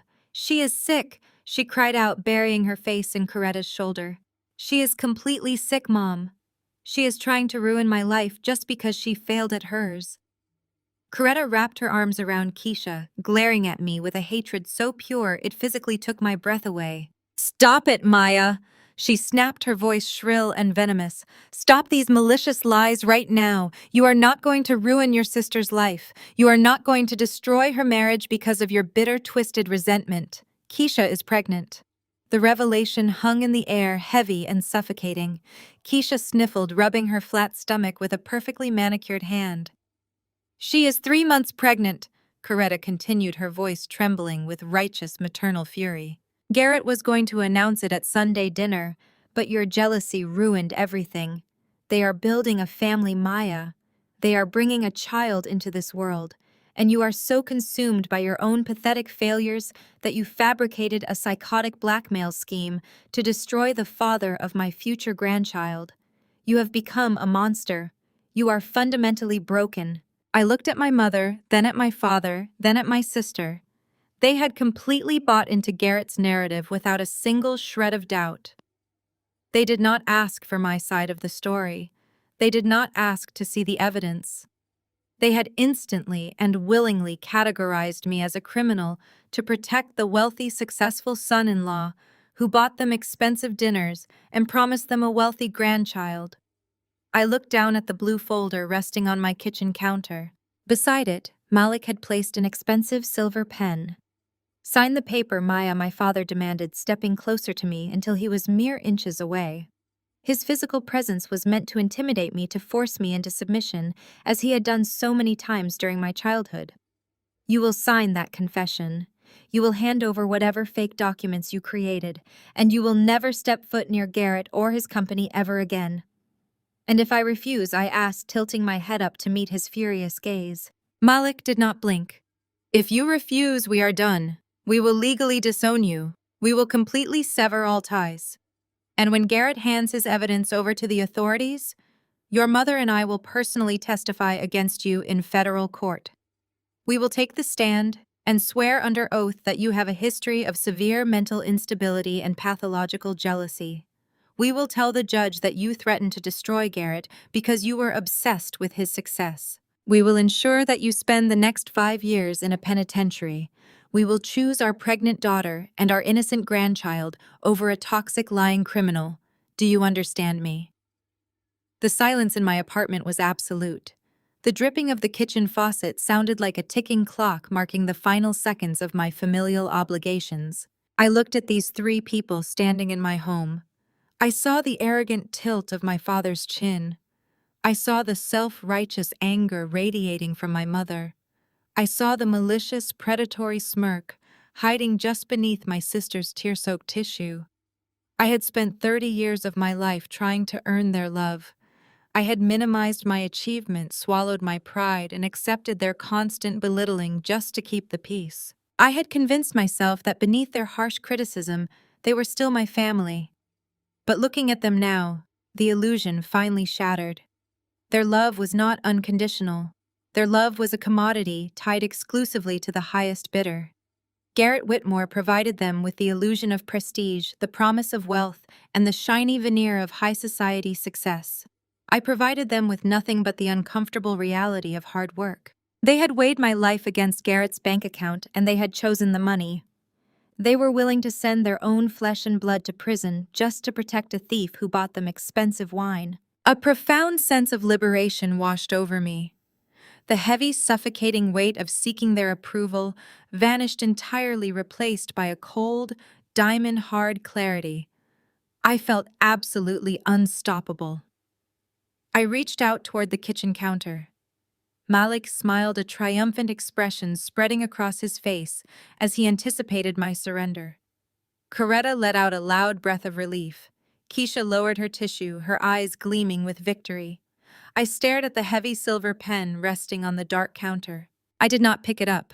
I looked at my furious father. I realized, looking at my parents, that their love was always tied to the highest bidder. I refused to touch the pen. I will not sign anything, I stated, radiating absolute calm. I turned and opened my door, ordering them out of my home immediately. I stared at them and finally said, I will see you all at the gala. Have a wonderful evening until then, my family. The grand ballroom of the Intercontinental Hotel radiated absolute corporate invincibility tonight. Crystal chandeliers suspended from vaulted ceilings cast a flawless golden glow over the Sterling Media Group annual shareholder gala.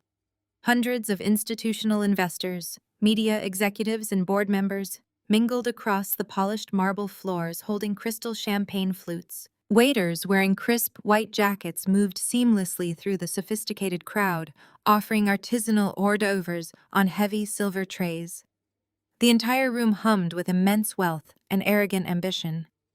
I stood quietly just beyond the heavy oak entrance doors, observing the lavish scene unfolding perfectly before me right now. Positioned at the exact center of the gala stood Garrett Whitmore. He wore a custom-tailored midnight blue tuxedo with silk lapels, a remarkably expensive garment purchased using the embezzled client retainers he had routed through Keisha's hidden shell companies. He held a glass of aged scotch, gesturing enthusiastically toward a powerful group of senior corporate partners. He was playing the conquering hero, looking flawless and untouchable. He laughed loudly, a boisterous sound that carried sharply over the ambient noise of the string quartet playing softly very nearby. Positioned strategically near the front of the magnificent room stood a reserved VIP table. My parents Malik and Coretta sat there alongside Keisha. They looked exactly like royalty presiding proudly over their newly conquered kingdom. My mother wore a heavy diamond necklace that beautifully caught the bright chandelier light. She was leaning gracefully across the table, speaking animatedly to a prominent board member, his wealthy wife undoubtedly bragging loudly about her incredibly visionary son-in-law. Keisha sat right beside her, radiating an artificial glowing aura of maternal superiority. They had fully embraced his malicious lie, building their reality entirely around Garrett's fabricated success and my carefully manufactured tragic downfall. I took a slow, deliberate breath and stepped boldly through the heavy oak doors. I was absolutely not wearing my standard drab reception desk attire. I wore the flawless, custom-tailored emerald silk gown I had specifically purchased just for this night of absolute reckoning. The stunning fabric moved like liquid glass, perfectly hugging my frame and gorgeously catching the light with every confident step I took. My hair was elegantly swept back into a severe, pristine style. I wore zero jewelry. I simply did not need extra accessories to command utter attention. I carried a sleek black clutch holding nothing. It took exactly 40 seconds for the beautiful illusion of their perfect evening to violently fracture. Keisha spotted me first. Her eyes suddenly widened into perfectly round circles of profound shock. Her delicate champagne flute froze suspended halfway to her open mouth. She frantically grabbed Coretta's arm, squeezing it so incredibly hard my mother visibly flinched in pain. Coretta instantly turned her head, her initial expression of polite high society amusement immediately collapsing into a tight mask of pure, unfiltered outrage. Malik closely followed their horrified gaze, his heavy jaw locked tight, his hands quickly forming strong fists. Garrett was mid-sentence when he finally noticed my parents' stunned expressions. He swiftly turned his head, following their visibly horrified stares. When his eyes firmly locked onto me, the smug, arrogant, triumphant smile completely vanished from his handsome face. It was immediately replaced by a rapid, terrifying flash of genuine, visceral panic. He abruptly excused himself from the important senior partners with a tight, overly forced nod. He hastily set his half-empty scotch glass down onto a passing waiter's silver tray and purposefully moved toward me. He frantically navigated through the dense elite crowd with pure urgency. His dark intention was painfully obvious. He desperately needed to quickly intercept me before I could freely speak to a single shareholder or corporate executive. He frantically needed to physically maintain his strict quarantine around the dangerous emotional liability he had successfully painted me out to be. I did not alter my steady pace or change my direct trajectory. I calmly continued walking much deeper into the opulent ballroom, allowing the wealthy crowd to respectfully part slightly as they visibly registered the striking emerald silk and the icy cold determination burning fiercely in my eyes. He approached incredibly intensely fast. Garrett finally caught up to me near the eastern wall, swiftly stepping directly into my path to physically block my forward momentum. He aggressively grabbed my left elbow, his harsh grip bruising and viciously tight. He forcefully pulled me slightly toward the dark shadows of a large decorative marble pillar, ensuring our heated confrontation remained visually obscured from the main formal seating area. "What the hell are you doing here?" he hissed, his voice dropping to a highly toxic, venomous whisper. "I told your parents to make sure you stayed locked inside your pathetic little studio apartment completely tonight perfectly. You are completely out of your mind, Maya. This is a highly restricted corporate event. You have absolutely no security clearance to be standing in this room." He glared at my gown, his eyes sweeping over the highly expensive fabric with deep, profound disgust. "Did you spend your absolute last intern paycheck on that dress? You look exactly like a desperate clown trying to crash a party you cannot afford." I looked down at his masculine hand, tightly gripping my elbow. I did not pull away. I simply stared blankly at his fingers until he actually released me completely entirely. "I am an official employee of Sterling Media Group, Garrett," I said, my voice perfectly calm and entirely devoid of fear. "I have every single right to attend the annual shareholder gala. In fact, I genuinely believe my presence here tonight is strictly mandatory. I have a highly important presentation to formally attend. Your presentation specifically. I understand you are scheduled to be properly promoted to regional director very shortly." Garrett sneered angrily, leaning his face so incredibly close to mine that I could easily feel the radiating heat of his pure boiling anger. "There is absolutely no professional presentation. Your pathetic corporate career is officially over," he growled softly. "We had a generous agreement. Your father told me you stupidly refused to sign the quiet resignation papers. That was a catastrophic, fatal mistake, Maya. I personally gave you a clear chance to walk away quietly, to preserve whatever tiny shred of dignity you had left. You chose to be extremely difficult. You chose to act exactly like a psychotic, jealous spinster trying to ruin my perfect life."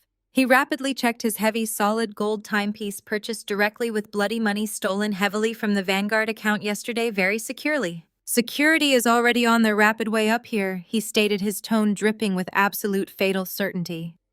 "I silently signaled the head of event security the exact second I saw you strut through those front doors. I specifically told them we clearly have a terminated, unstable, vicious thief trespassing inside the corporate ballroom. They are going to aggressively drag you right out of here directly through the rear service elevator. You will not even get the single chance to loudly scream before they violently toss you out into the dirty street." I flawlessly maintained my crafted victim persona perfectly. "Garrett, please," I whispered, forcing a sharp note of sheer desperation into my shaking tone. "Do not do this awful thing in front of everyone. Think lovingly about Keisha. Think specifically about what this massive scene will do to her severe stress levels. She is pregnant. Do you really want to actively create a massive public scandal tonight? Does she even truly know what you are secretly doing? Does she know exactly how far you are fully willing to push this fake hostile narrative to entirely protect your own inflated pride?" Garrett scoffed very loudly, rolling his eyes upward entirely. He stepped closer, physically pinning me against the cool, hard surface of the decorative marble pillar. "Keisha knows exactly what I am thoroughly doing," he muttered, his voice heavily laced with cruel, triumphant amusement. "I already explicitly told you, Maya. Keisha is the exact one who eagerly suggested successfully framing you to cleanly fix up the damaged family image. She absolutely hates you. Your foolish parents hate you. They desperately want you completely gone from their lives. They literally begged me to permanently handle you. You are nothing but a toxic burden to them. I am calling the local police." I did not break intense eye contact. I did not shed a single false tear. I simply let his incredibly harsh words wash completely over me. He had willingly confessed to everything, while stupidly standing in the single most heavily monitored room in the entire metropolitan city. I slowly looked past his broad shoulder, directly toward the brightly illuminated stage. Walking very calmly toward the polished clear acrylic podium was the Chief Executive Officer Julian Carter himself. "The entire glass room upstairs is wired for audio, Garrett," I whispered, smiling sharply. "You should watch the stage. Your strategy is live." Garrett froze completely. The cruel grip he had on my arm went entirely slack as the blood violently drained from his face, leaving him the color of dirty ash. He slowly turned his head toward the massive stage. The ambient chatter of the ballroom died down as Julian Carter tapped the microphone twice. The sharp, rhythmic thuds echoed through the cavernous space, commanding absolute silence from the gathered elite. Behind Julian, the three massive digital projection screens flickered from the Sterling Media logo to a stark black background. "Good evening, esteemed shareholders and honored guests." Julian began, his voice calm but carrying a lethal edge. "Tonight we were scheduled to announce a series of regional promotions and celebrate our fourth quarter projections. However, Sterling Media Group prides itself on absolute transparency and unwavering corporate integrity. Before we can celebrate our future, we must first aggressively excise a severe localized rot that has infected our present." Julian pressed a button on his remote. The massive screens behind him illuminated with crystal-clear high-definition spreadsheets. They were the exact miscellaneous vendor retainer logs I had extracted from Garrett's hidden drives. The crowd murmured in confusion. "For the past 3 years, a member of our senior executive team has systematically siphoned $1.2 million of client retainers into decentralized shell companies," Julian announced. The gasps from the audience were immediate and visceral. This individual went to extraordinary lengths to mask his digital footprint.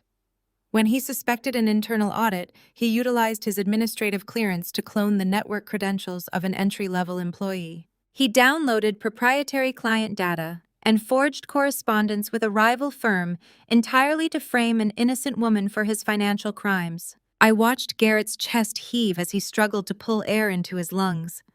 He took a stumbling step backward, his expensive Italian leather shoes scraping against the polished marble. He was looking desperately for an exit, but 2 broad-shouldered corporate security guards in dark suits had already silently positioned themselves, blocking the heavy oak doors. Fortunately, Julian continued, his voice echoing through the silent room. The employee he attempted to frame possessed a level of technological brilliance and personal integrity that this firm desperately needs. She not only bypassed his security measures to uncover the stolen funds, but she also ensured his confession was permanently recorded within our compliance database just yesterday afternoon. Julian tapped the remote a second time. The spreadsheets vanished from the screens, replaced by a simple audio waveform graphic. The crisp, uncompressed audio of Garrett's voice suddenly boomed through the state-of-the-art surround sound system. "Maya, who do you think gave me the idea?" The recorded voice of Garrett sneered, filling the grand ballroom. "Keisha is exhausted by you. Your parents are exhausted by you. When I told Keisha I needed a way to cleanly terminate you without causing a family scandal, she explicitly suggested we frame you for something undeniable." The ballroom erupted. Hundreds of heads instantly snapped toward the reserved VIP table near the front.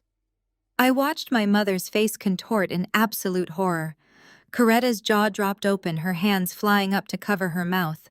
Malik sat perfectly rigid, his eyes wide with a profound, devastating shock. They were hearing their golden son-in-law confess to federal crimes, but more importantly, they were hearing the undeniable proof that their perfect daughter Keisha was the malicious architect of my destruction. The audio continued playing loudly, sparing no one. "She helped me pick the competitor to use for the fake emails. Your own sister truly wants you gone, Maya. She wants you entirely erased from our lives." Keisha shrank violently into her seat. The prominent board member's wife sitting next to her abruptly stood up and physically moved away as if Keisha carried a contagious disease. The social isolation was immediate and brutal. Keisha covered her face with her hands, but there was no sympathetic audience left to comfort her fabricated tears. Julian Carter lowered the remote. The audio cut off, leaving a heavy, damning silence in its wake.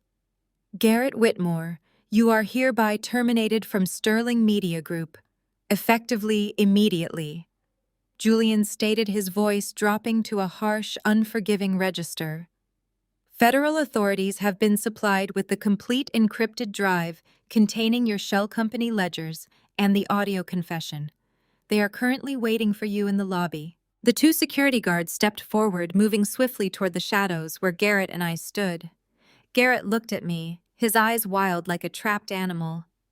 "You ruined my life," he hissed, his voice breaking into a pathetic whimper. "You ruined your own life, Garrett," I replied softly, keeping my posture perfectly straight. I just provided the lighting. The guards grabbed him firmly by both arms. He did not fight them. He had absolutely nothing left to fight with. The entire corporate hierarchy of the city had just watched his execution. He was dragged out of the ballroom, his head hanging in total disgrace, his career and freedom vaporized in under 3 minutes. I turned my back on the exit and walked deliberately toward the front of the room. The crowd parted for me completely. Executives who had ignored me for months now stared with a mixture of deep respect and genuine fear. I approached the VIP table. Malik, Coretta, and Keisha were surrounded by a wide circle of empty space. The high society peers they so desperately courted were actively shunning them, whispering behind raised champagne flutes. I stopped at the edge of their table. Malik looked up at me.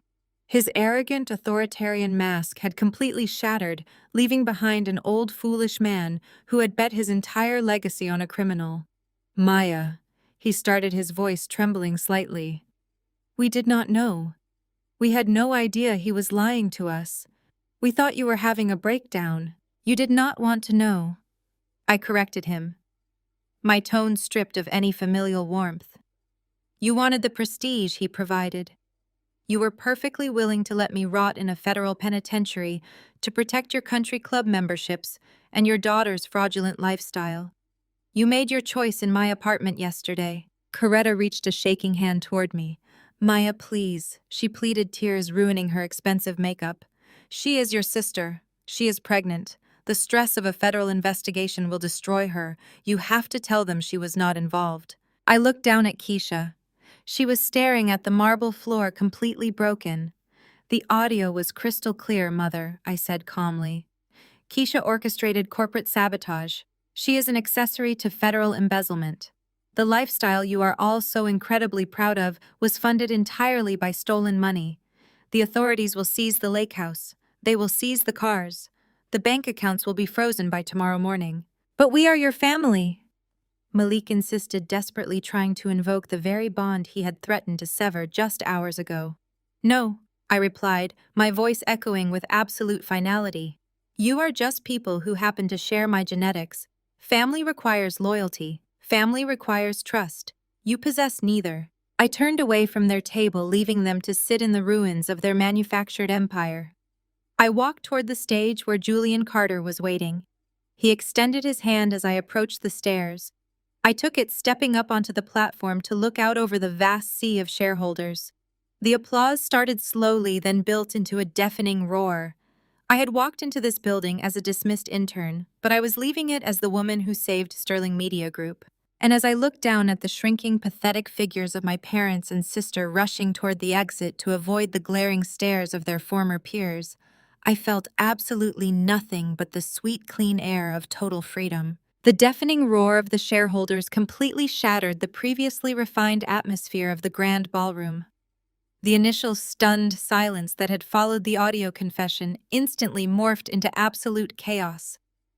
Hundreds of institutional investors, media executives, and board members erupted into a frenzy of shocked murmurs and frantic shouting. High society decorum evaporated in an instant. Crystal champagne flutes were abandoned on cocktail tables as attendees aggressively pulled out their mobile devices. The digital projection screens above the stage remained dark, acting as a stark monument to the total destruction of Garrett Whitmore. The golden light from the crystal chandeliers seemed to amplify the panic rippling across the polished marble floor. I stood on the edge of the stage platform, watching the empire of lies completely unravel before my eyes. Near the heavy oak entrance doors, the scene took a violently pathetic turn. The two massive corporate security guards were in the process of forcibly escorting Garrett out of the venue, but the sheer terror of his impending reality suddenly snapped his paralysis. Garrett violently dug his expensive Italian leather heels into the pristine marble floor. He twisted his torso aggressively, grappling with the men holding his arms. His perfectly tailored midnight blue tuxedo jacket ripped at the shoulder seam, but he did not care. He threw his head back and stared wildly at the elevated glass-enclosed tech booth situated at the rear of the ballroom. "This is a setup," he screamed, his voice cracking into a shrill, hysterical pitch that echoed over the chaotic crowd. My system was hacked. You have to believe me. She hacked my terminal. She planted that audio. Vanguard Communications paid her to destroy me. It is a deep fake. You cannot do this to me. I am the regional director. I am the victim here. His frantic, desperate lies fell on entirely deaf ears. The sound engineers in the tech booth simply stared down at him with expressions of mild disgust. The institutional investors nearest to the doors physically recoiled, stepping away from the thrashing, disgraced executive as if his failure was contagious. The security guards quickly lost their patience. They tightened their brutal grip on his arms, lifting him almost entirely off the floor. They dragged him through the concealed service doors. His pathetic screams for mercy were abruptly cut off as the heavy soundproof doors slammed shut completely, severing him from the world he had tried to conquer through theft and deceit. The sudden removal of Garrett left a distinct vacuum in the ballroom, but the energy remained highly volatile. I looked down from my elevated vantage point directly at the reserved VIP table. My family remained frozen in their seats. Malik, Coretta, and Keisha looked like statues carved from pure horror. The protective bubble of wealth and status they had so desperately worshipped had violently popped, leaving them entirely exposed. Keisha was staring at the space where her husband had just been dragged away, her mouth hanging slightly open. Coretta gripped the edge of the table so tightly, her knuckles were stark white. Malik stared blankly at the dark projection screens, his authoritarian posture completely collapsed. They were utterly surrounded by an ocean of judgmental stares. The corporate elite who had warmly greeted them just 20 minutes ago were now aggressively whispering and pointing in their direction. My family had officially become social pariahs. They were actively drowning in the exact public humiliation they had callously planned for me. Before the crowd could fully process the swift removal of the corrupt executive, a soft melodic chime echoed through the sophisticated sound system. The noise instantly commanded the attention of every single person in the room. Directly behind the main presentation stage, the heavy brushed steel doors of the private executive elevator began to smoothly slide open. The ambient murmurs in the ballroom died down, replaced by a thick, expectant silence. Everyone knew that particular elevator was strictly reserved for the highest echelon of Sterling Media Group ownership. Elias Sterling stepped out of the elevator. The enigmatic founder and majority shareholder of the conglomerate was a living corporate legend. He rarely attended public functions, preferring to manage his vast global empire from the absolute shadows. He walked with immense practiced authority, relying slightly on a sleek carbon fiber cane. His presence was magnetic, entirely dominating the massive room without him needing to utter a single syllable. He was dressed impeccably in a charcoal bespoke suit, his silver hair perfectly groomed, his expression entirely unreadable. He was not alone. Flanking him on either side were 4 individuals who practically radiated severe institutional consequence. 2 of them were federal investigators, wearing dark windbreakers with discreet government insignias. The other 2 were senior forensic accountants, carrying locked silver briefcases, containing the absolute ruin of Garrett's financial web. They moved in perfect synchronization, creating an impenetrable wall of authority around the billionaire founder. Elias Sterling walked directly toward the center of the stage. Julian Carter stepped back respectfully, allowing the true power of the firm to claim the space. Elias reached the clear acrylic podium and placed his hands firmly on the edges. He looked out over the sea of silent, terrified executives. He did not look at the cameras. He did not look at the prominent board members. His sharp, piercing gaze swept across the room and locked directly onto the reserved VIP table. He stared at Malik, Coretta, and Keisha with a look of absolute, chilling condemnation. I watched my father physically shrink under the billionaire's gaze. Elias did not lean into the microphone. He stood perfectly straight and raised his hands. He began to move his fingers with fluid, deliberate precision.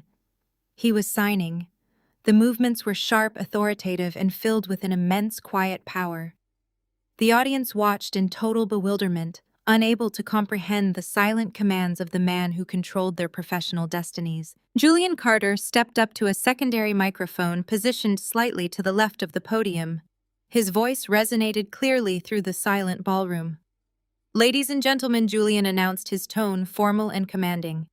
As many of you are aware, our esteemed founder Elias Sterling communicates exclusively through American Sign Language. Tonight, the majority shareholder has a critical message regarding the absolute integrity of our firm, the immediate restructuring of our executive leadership, and the aggressive legal actions we are taking against those who have attempted to compromise our client's trust.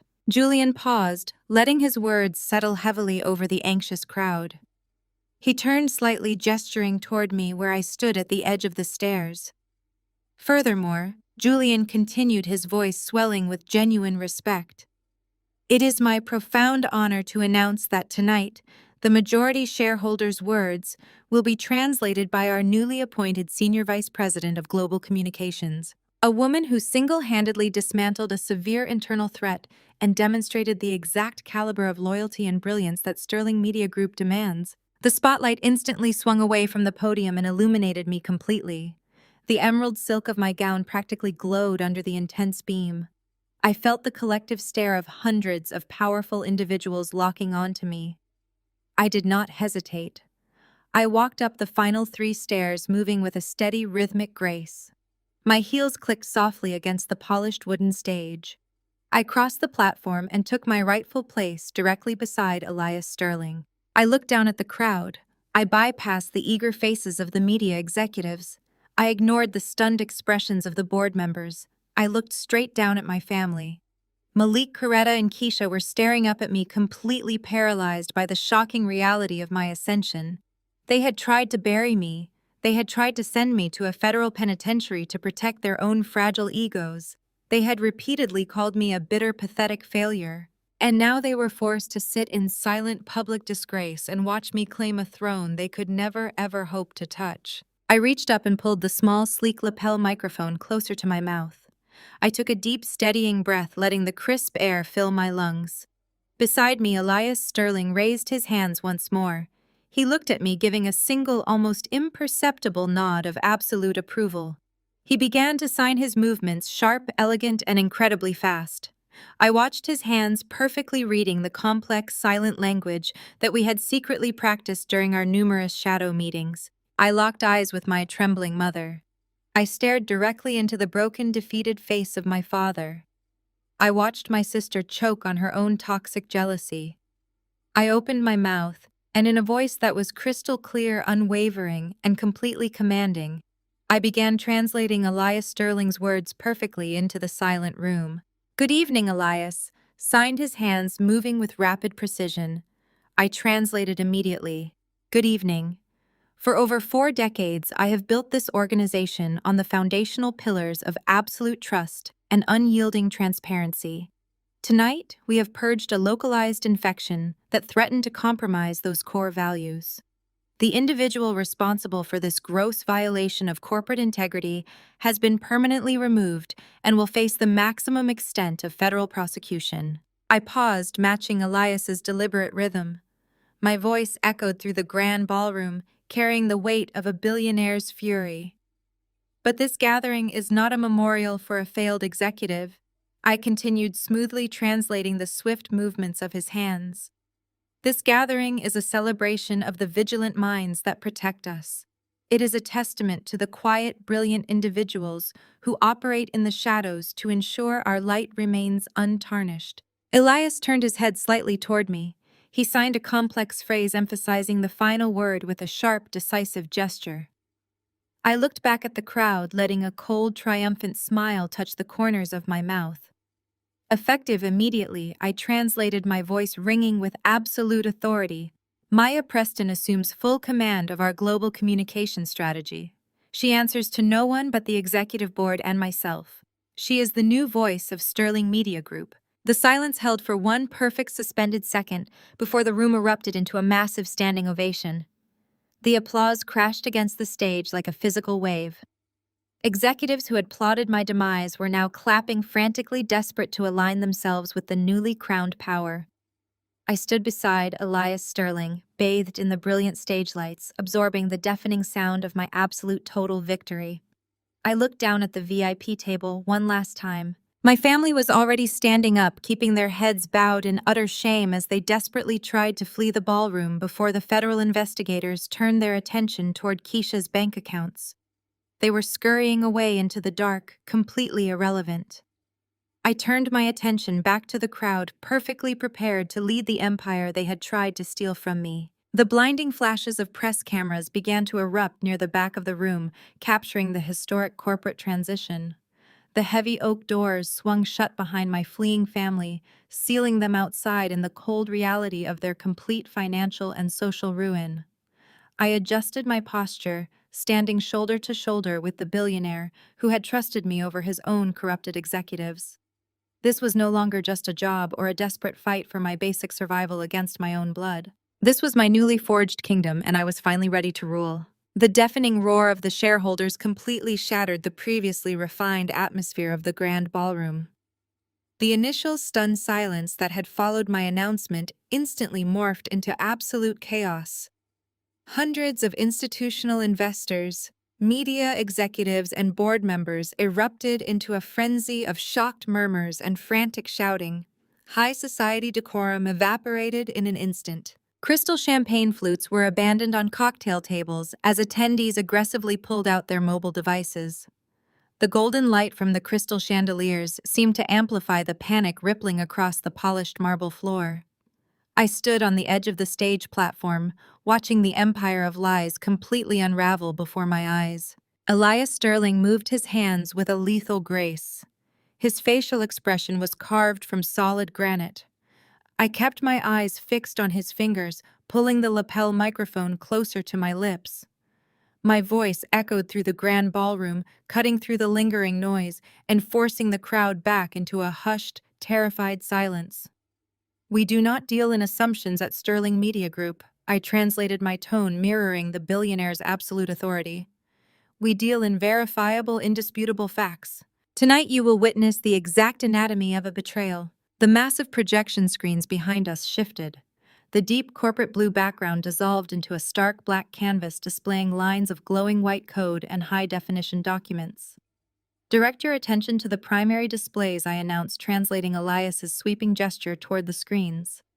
"What you are looking at is the raw, unedited forensic extraction of Garrett Whitmore's remote access logs." I watched the board of directors lean forward in their plush, reserved seats. The screens magnified the data until it was impossible to ignore. 3 days ago, a highly sensitive strategic blueprint for Horizon Medical was illegally downloaded and transmitted to our primary competitor, I translated.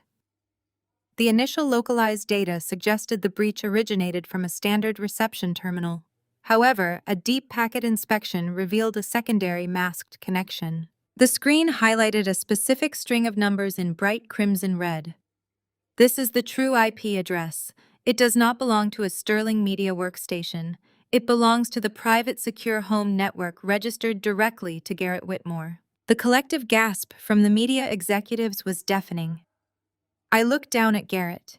He had frantically abandoned his position near the main entrance when the screens illuminated. He was sweating profusely, his face slick with a sickening layer of cold panic. He spun around wildly, screaming at the elevated glass-enclosed tech booth situated at the rear of the ballroom.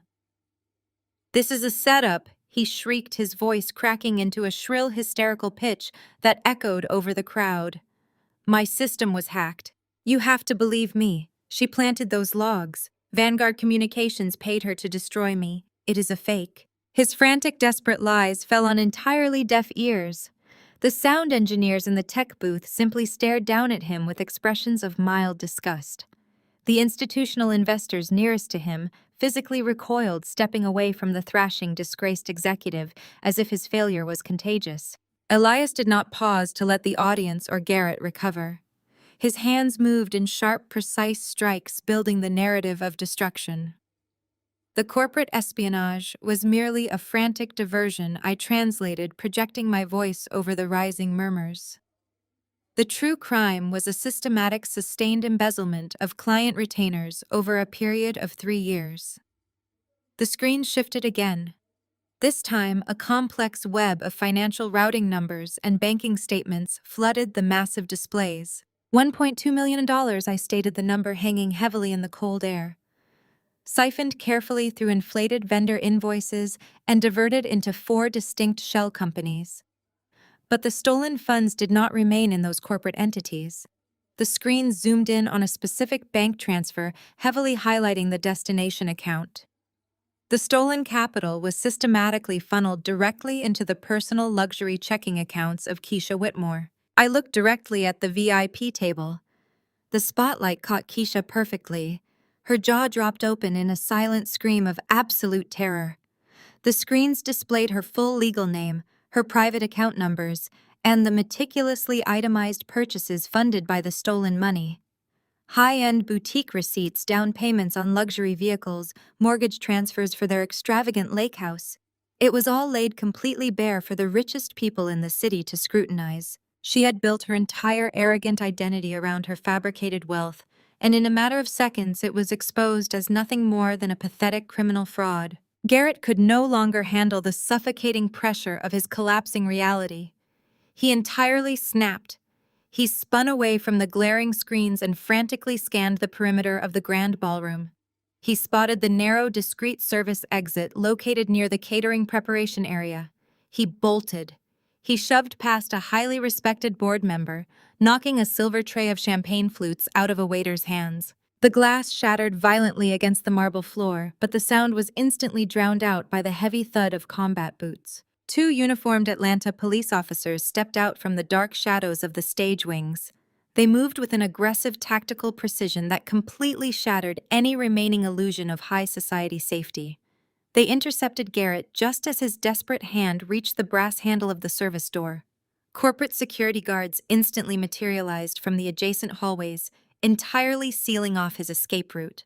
The larger police officer grabbed Garrett by the collar of his ruined custom tuxedo and violently spun him around, slamming his chest against the polished wall. "Garrett Whitmore!" The officer barked, his deep voice carrying easily across the silent ballroom. "You are under arrest for corporate fraud, grand larceny, and federal embezzlement. You have the right to remain silent." The sharp metallic click of the heavy steel handcuffs snapping shut around Garrett's wrists echoed loudly through the cavernous space. It was the absolute final nail in his coffin.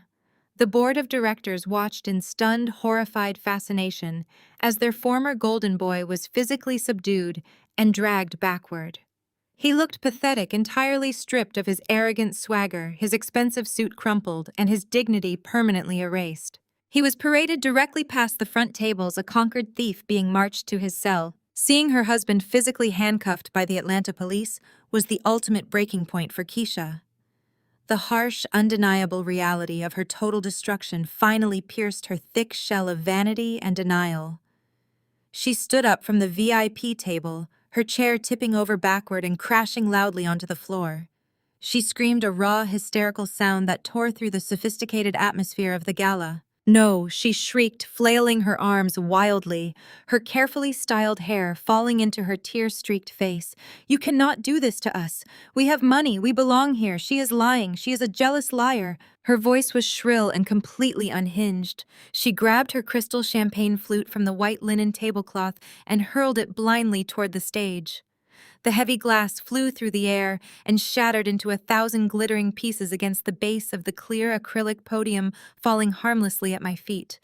Keisha collapsed to her knees, weeping hysterically, her designer emerald gown pooling around her on the dirty marble floor. The surrounding executives actively backed away from her, thoroughly disgusted by the vulgar display of absolute desperation. Her elite social status had completely dissolved in under 60 seconds, leaving nothing but a frantic criminal accessory crying on the ground. Malik and Coretta sat entirely frozen at the VIP table. They did not move a single muscle to comfort their weeping daughter. They did not shout or protest the arrest. They simply stared straight ahead, completely paralyzed by the sheer magnitude of their public disgrace. The elite society they had worshipped, the wealthy peers they had sacrificed their own daughter to impress, were currently pulling out their smartphones to record the humiliating spectacle. My parents were officially outcasts, permanently exiled from the circles of power they had so desperately tried to infiltrate. They had willingly bet their entire family legacy on a charismatic thief, and they had lost absolutely everything. I stood beside the billionaire founder, watching the ruins of my family smolder under the bright stage lights. I looked at the broken, weeping form of my sister and the catatonic expressions of my parents. I did not feel an ounce of pity or regret. They had manufactured the exact weapon used for their own execution. I translated Elias Sterling's final silent command, flawlessly, effectively closing the darkest chapter of my life and firmly securing my place at the absolute pinnacle of the empire. 2 weeks later, the air in my new executive corner office on the 40th floor of the Sterling Media Tower was perfectly still and meticulously climate-controlled. I stood silently before the massive floor-to-ceiling glass panels, looking out over the sprawling Atlanta skyline. The bright morning sun hit the steel and reflective glass of the surrounding skyscrapers, casting long, sharp shadows across the bustling city streets far below. It was a breathtaking vantage point. It was the undeniable view of a conqueror. I turned away from the panoramic glass and walked slowly over to my desk. The expansive slab of polished black walnut was entirely clear, save for two highly specific items placed deliberately in the strict center. The first was my newly minted master contract. It was bound in heavy navy leather and bore the distinct authorized signature of Elias Sterling himself, officially cementing my untouchable position as the Senior Vice President of Global Communications. The second item was significantly more personal and far more satisfying. It was the fraudulent typed confession document my parents had tried to force me to sign in my cramped studio apartment just over 2 weeks ago. I had taken that physical printout, the exact piece of paper they had intended to use to bury me, and mounted it inside a sleek matte black frame. It sat angled on my pristine desk, not as a monument to their incredible cruelty, but as a daily concrete reminder of my own absolute resilience. It was the weapon that was supposed to destroy my entire existence. Instead, it had become the exact catalyst for my complete and total rebirth. The soft melodic chime of my desk intercom broke the quiet professional atmosphere of the office. "Yes, Linda," I asked, pressing the silver button on the communication console. "Miss Preston," my executive assistant, replied, her tone holding a note of careful professional hesitation. "You have two unexpected visitors in the primary reception area, Malik and Coretta Preston. They do not have an appointment, but they are heavily insisting it is a severe family emergency." I looked down at the framed fake confession sitting on my desk. My pulse did not elevate. My hands did not shake. The old Maya, the desperate scapegoat who constantly craved their basic validation, would have felt a massive spike of anxiety and a pathetic urge to immediately accommodate them. The powerful woman standing in this office felt absolutely nothing but a cold clinical curiosity. "Send them in, Linda," I instructed smoothly, keeping my voice perfectly level. "I will give them exactly 5 minutes." The heavy frosted glass doors to my executive suite smoothly slid open. I remained standing behind my desk, resting my fingertips lightly against the polished wood, simply waiting. Malik and Coretta walked into the room, and the stark visual contrast to their former selves was deeply jarring.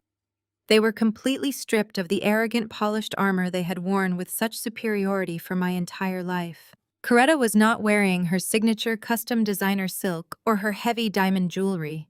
She wore a drab, wrinkled beige coat, and her usually flawless salon-styled hair was flat and unkempt.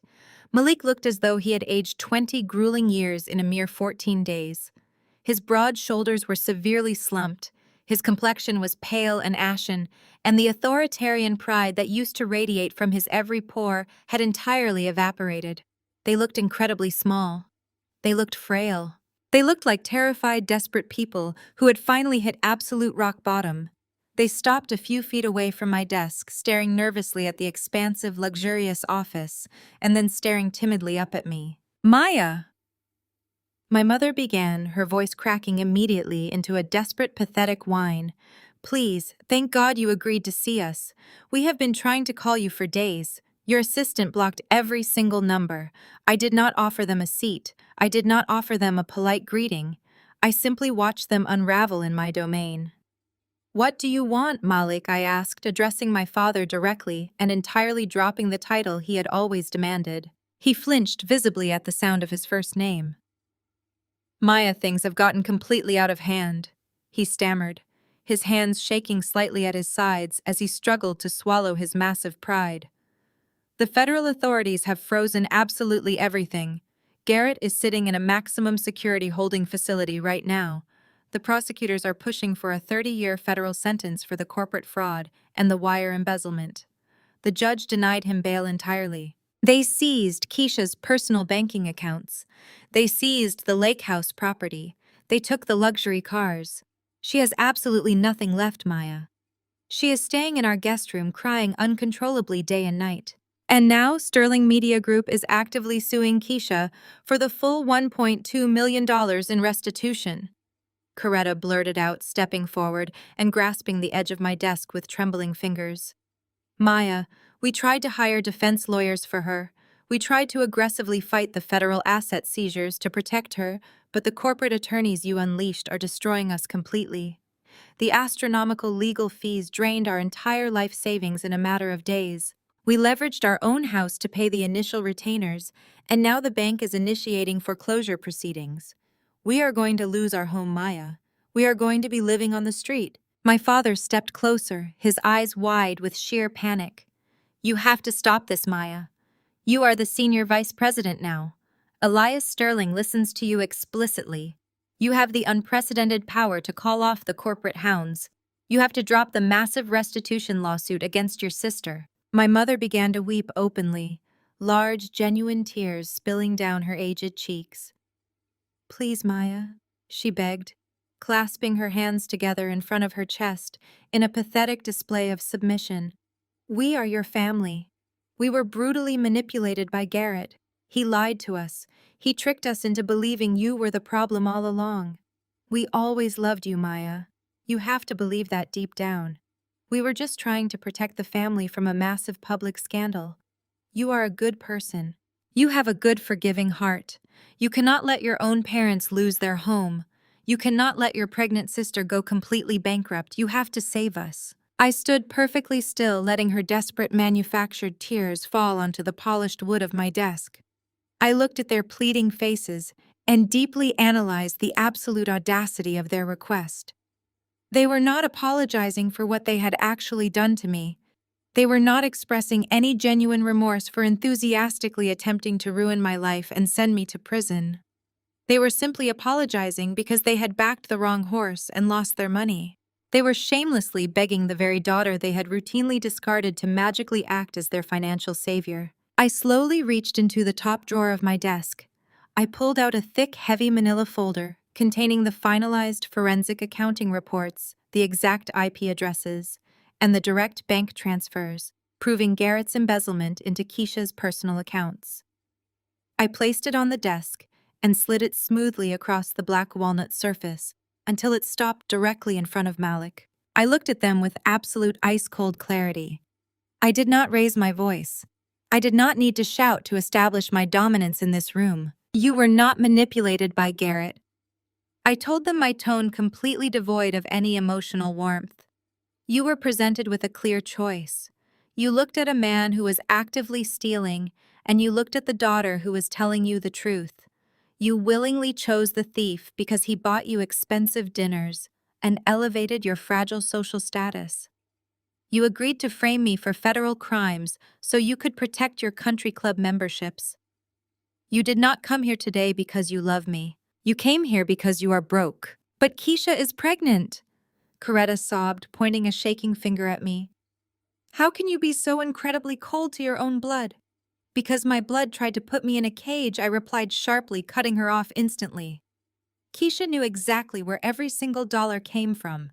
She is not a victim. She is a co-conspirator. Malik stepped forward, his face twisting into a mask of desperate anger. You owe us, he growled, trying to summon a fraction of his old authority. We raised you. We put a roof over your head. You cannot just abandon us. I tapped my manicured fingernail against the framed fake confession sitting on my desk. I owed you basic respect as my parents, I corrected him smoothly. And you entirely severed that contract the moment you walked into my apartment and told me to sign a false confession to save your favorite child. I owe you absolutely nothing, Malik. You gambled your entire life on a criminal because you are fundamentally greedy people. You chose a thief over your daughter. Now you can share his consequences. Coretta let out a loud, dramatic wail, reaching across the desk to grab my arm. I stepped back smoothly out of her reach. I pressed the silver button on my intercom console. Linda, I said, my voice perfectly steady and clear. Please escort these visitors out. My calendar is full. No, Maya. Please, my mother screamed as the heavy frosted glass doors slid open, revealing two large security guards waiting in the reception area. You cannot do this to us. We are your family. I did not answer her. I turned my back to them, entirely dismissing their existence from my reality. I faced the horizon, looking out through the massive glass windows at the expanding Atlanta skyline. The frantic sounds of their desperate pleading grew muffled and distant as the security guards firmly guided them out of the office. The heavy doors slid shut with a soft, definitive click, completely cutting off the toxic noise. I stood alone in the quiet, expansive space of my corner office. I took a deep, clean breath, feeling the warm sunlight hit my face. I was completely free from their heavy, suffocating shadow, standing firmly and permanently on ground of my own making.